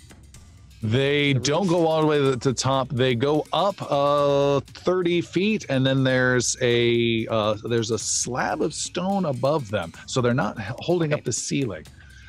Okay. Piercy would like to do some parkour panache getting, and he said thanks, and he runs straight south towards this pillar and like kind of jumps off it and lands. Is there room for him to land right there on the other side? Make an acrobatics roll of 28. If you succeed, you get panache and are not struck by this guy. Oh, it was almost really bad. You succeed in doing that. You've got your panache and you get that action back. Sweet. In that case, he's going to use another action to kind of like, yeah, he felt really good about that. So with Vivacious Bravado, he gets an extra 12 temporary hit points. Feeling pretty confident. And then with his final action with panache, he's going to say, hey, don't run away from me. I'm back for you. And he takes a short sword finisher. 33. Nice. 33 is a hit. Excellent. Yeah! 18 points of damage. Ooh, nice. Oh, +2. Oh, yeah, the +2 was for... It's in there. Right? Okay. Done. And you slice and stab, and you have one action left. No, I used Vivacious Bravado. Oh, to make that happen. Okay. Mm-hmm. Next up is the man himself. And that is the Grave Knight. He is going to swing at, let's see, he was facing, he's going to swing at Sir Brenros with his nasty frosty blade. That's a 35 to hit. 35 will connect. And hits you for 25 slashing and cold. He then swings at the wily Yasoki, known as Piercy, with a He swings, misses with a critical failure, and Piercy, you get a bonus action right now. I do. I get opportune riposte. No. I'm giving you a bonus action beyond that, on top of that. Okay. So then I'm just gonna do opportune riposte twice or something, maybe. I'll take a swing at him, short sword. All right. I don't have panache anymore. I just used it, but. Can you bon mow him with your action? I probably can't. His will is probably pretty high. You don't know? He's a grave knight. He's never heard your jokes. 34. 34 is a hit. But he's flanking, so 36. 36. This yeah. is a hit. They're not jokes. They're supposed to be scurry. And 15 points of damage. 15, and then I'll allow you to trigger your cool thing. Post, which is You burn your reaction. Right. I use my reaction and make a strike. I can attempt disarm it? You certainly can, and as Alistair can certainly attest to, disarm is good against very low-level enemies because you have to get a critical success to pull it off. To do that? Okay, I'll just take another swipe at him then. Short sword. Does this count as a second attack? No. It's still a first attack. Okay. 30. Pulling these off. 34. Is a hit. Yeah! And 10 more points of damage. 10 more points, just whittling and cutting and slashing away. He is struggling, but still in there. And that was his turn. Darn it. 25 points of damage on his own turn. Dang Why it. won't you die? He has one more action and says, "Why won't you die?" And he's going to swing at you. He's pissed off, and 17, he misses. Oh, wait. It's a critical miss? No, no, you only have one reaction. Okay, sure. Palik, it is your turn. I hate this thing so much. Yeah, I'm gonna strike at it with my rapier for a 32. Hits. Yay! Nice. It's flat-footed, so I get Nice. so 28 points of damage. Jeez. Huge stabs, slices. You're cutting and doing so much damage. He's struggling, almost stumbling, and now his sword is dragging on the ground. He can't even hold it up to parry well. Keep going. Attack it again for a 35. On your Nice. second attack? That's high. That is also a hit. For 23 points of damage. Did you say 24 or 23? 23. And he has one hit point. God damn it. Okay. Get him! I'm gonna do it again. Holy luck. moly. 30? 30, you swing and miss with your final attack, almost bringing him down. The little ones, though, did really good this turn. Sildren is just gonna please Ray of Frost. He'll feel them. I was thinking about it. Don't think I wasn't. So I have a question that seems topical right now.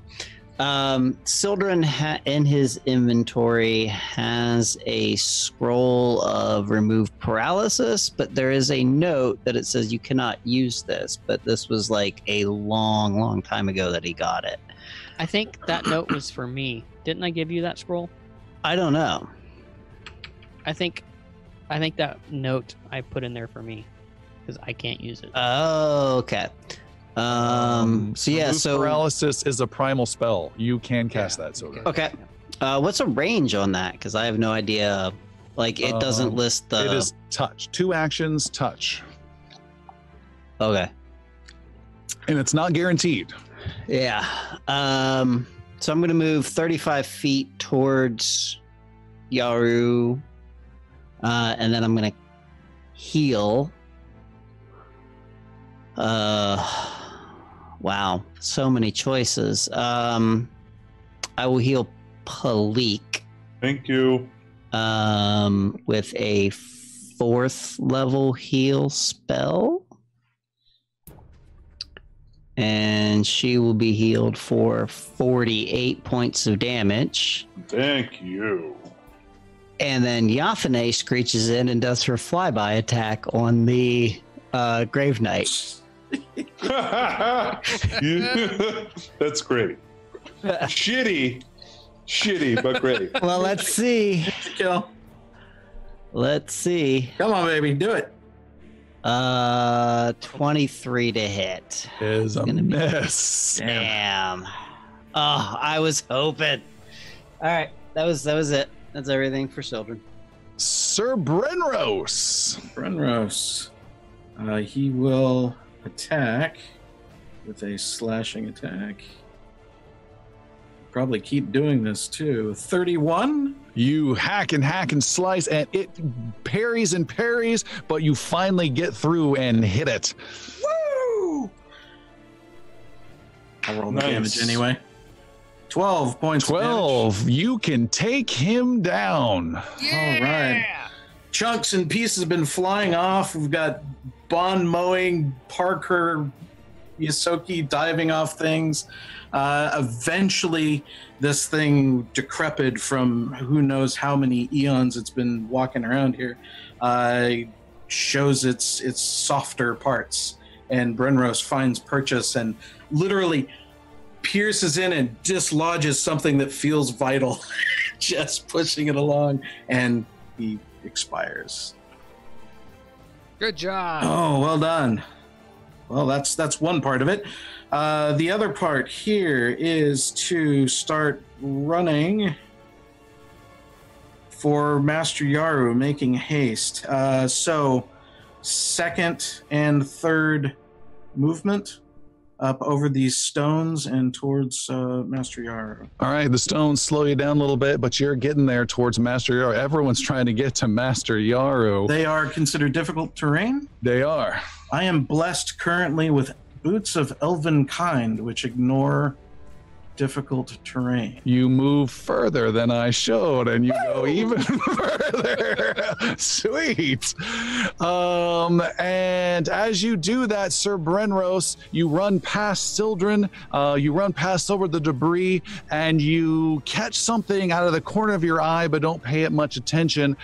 Sildren, you kind of do, because it's somewhat in your vicinity, as you hear, remember how Tim had asked about the pillars, and there's this stone thing? You hear the following. I thought I killed you several days ago. I will fix that now. And from above and behind you, Sildren, descends a being of pure shadow, one you know of, who goes by the name of Raineth. He descends, gliding down and alighting gently upon the ground. If he had a face, he would be grinning, but he doesn't. He is just pure shadow with two bright white light eyes, and he lashes out with powerful electricity. You have not seen him with this kind of magic before, and blasts you with a lightning bolt, in particular, Sildren. You need to make a reflex saving throw, please. 34. Nice. That's good reflexes. That is a good one. Is it lightning fast reflexes? Double checking. You move like they do. I wish. What did you roll? I'm sorry, one more time. 34. 34 is a miss. What? Wow. Yeah. Oh no. As in a failed save. That is a failed save. Okay. Sildren is blasted. 1, 2, 3, 4, 6, 7, 8. Oh boy. Oh boy. 8 D12s? That was 8 D12. Yeah, like it. And I rolled extremely high again. 77 points of electrical damage. Okay. I have 12 hit points left. I rolled a 4. My damage rolls 4, 8, 8, 10, 12, 12, 12, 11 on D12s. Well, hopefully he doesn't have a bunch more of those. Freaking insane. But sadly, it gets worse than that. This is not a lightning bolt. This is chain lightning bolt, and that lightning bounces off of you and zaps Yothane. Yothane needs to make a reflex saving throw. Oh, it should have been closer.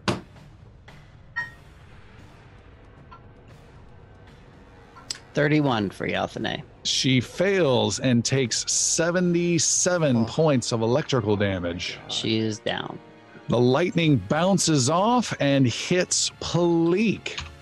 Reflex saving throw, please. Oh my god. 34. Oh, that is a fail. You are hit for 77 points of electrical damage. The lightning bounces one last time to poor Piercy. Piercy is before I make the saving throw. I'm using Charmed Life, so I get a +2. Good luck. To my save. Wait a minute. That's a reflex.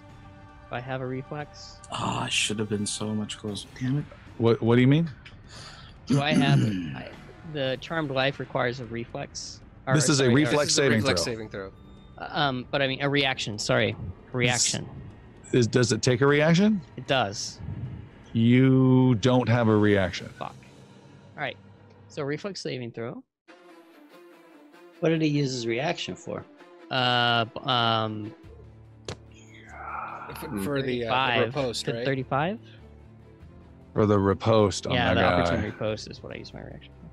35. 35 is a miss. Oh no! Holy crap! 77 points of electrical damage to Piercy von Skeetenlever. It's almost impossible to dodge. I have 17 hit points left. Lightning, the most violent lightning you have ever seen, bounces from hero to hero to hero, just lashing out, people dropping, yelps, Sir Brenros stopping his tracks. Wait, what did I just leave behind? Raineth says, my work awakens my lord and gives me ever-growing strength, and prepares more magic as we stop there for tonight, everybody. Okay. Wow. Thanks so much for tuning in. Tune in next week for a very short episode of the Inglorious Bards. And we will see you next time. Good night, everybody. Good night, everybody.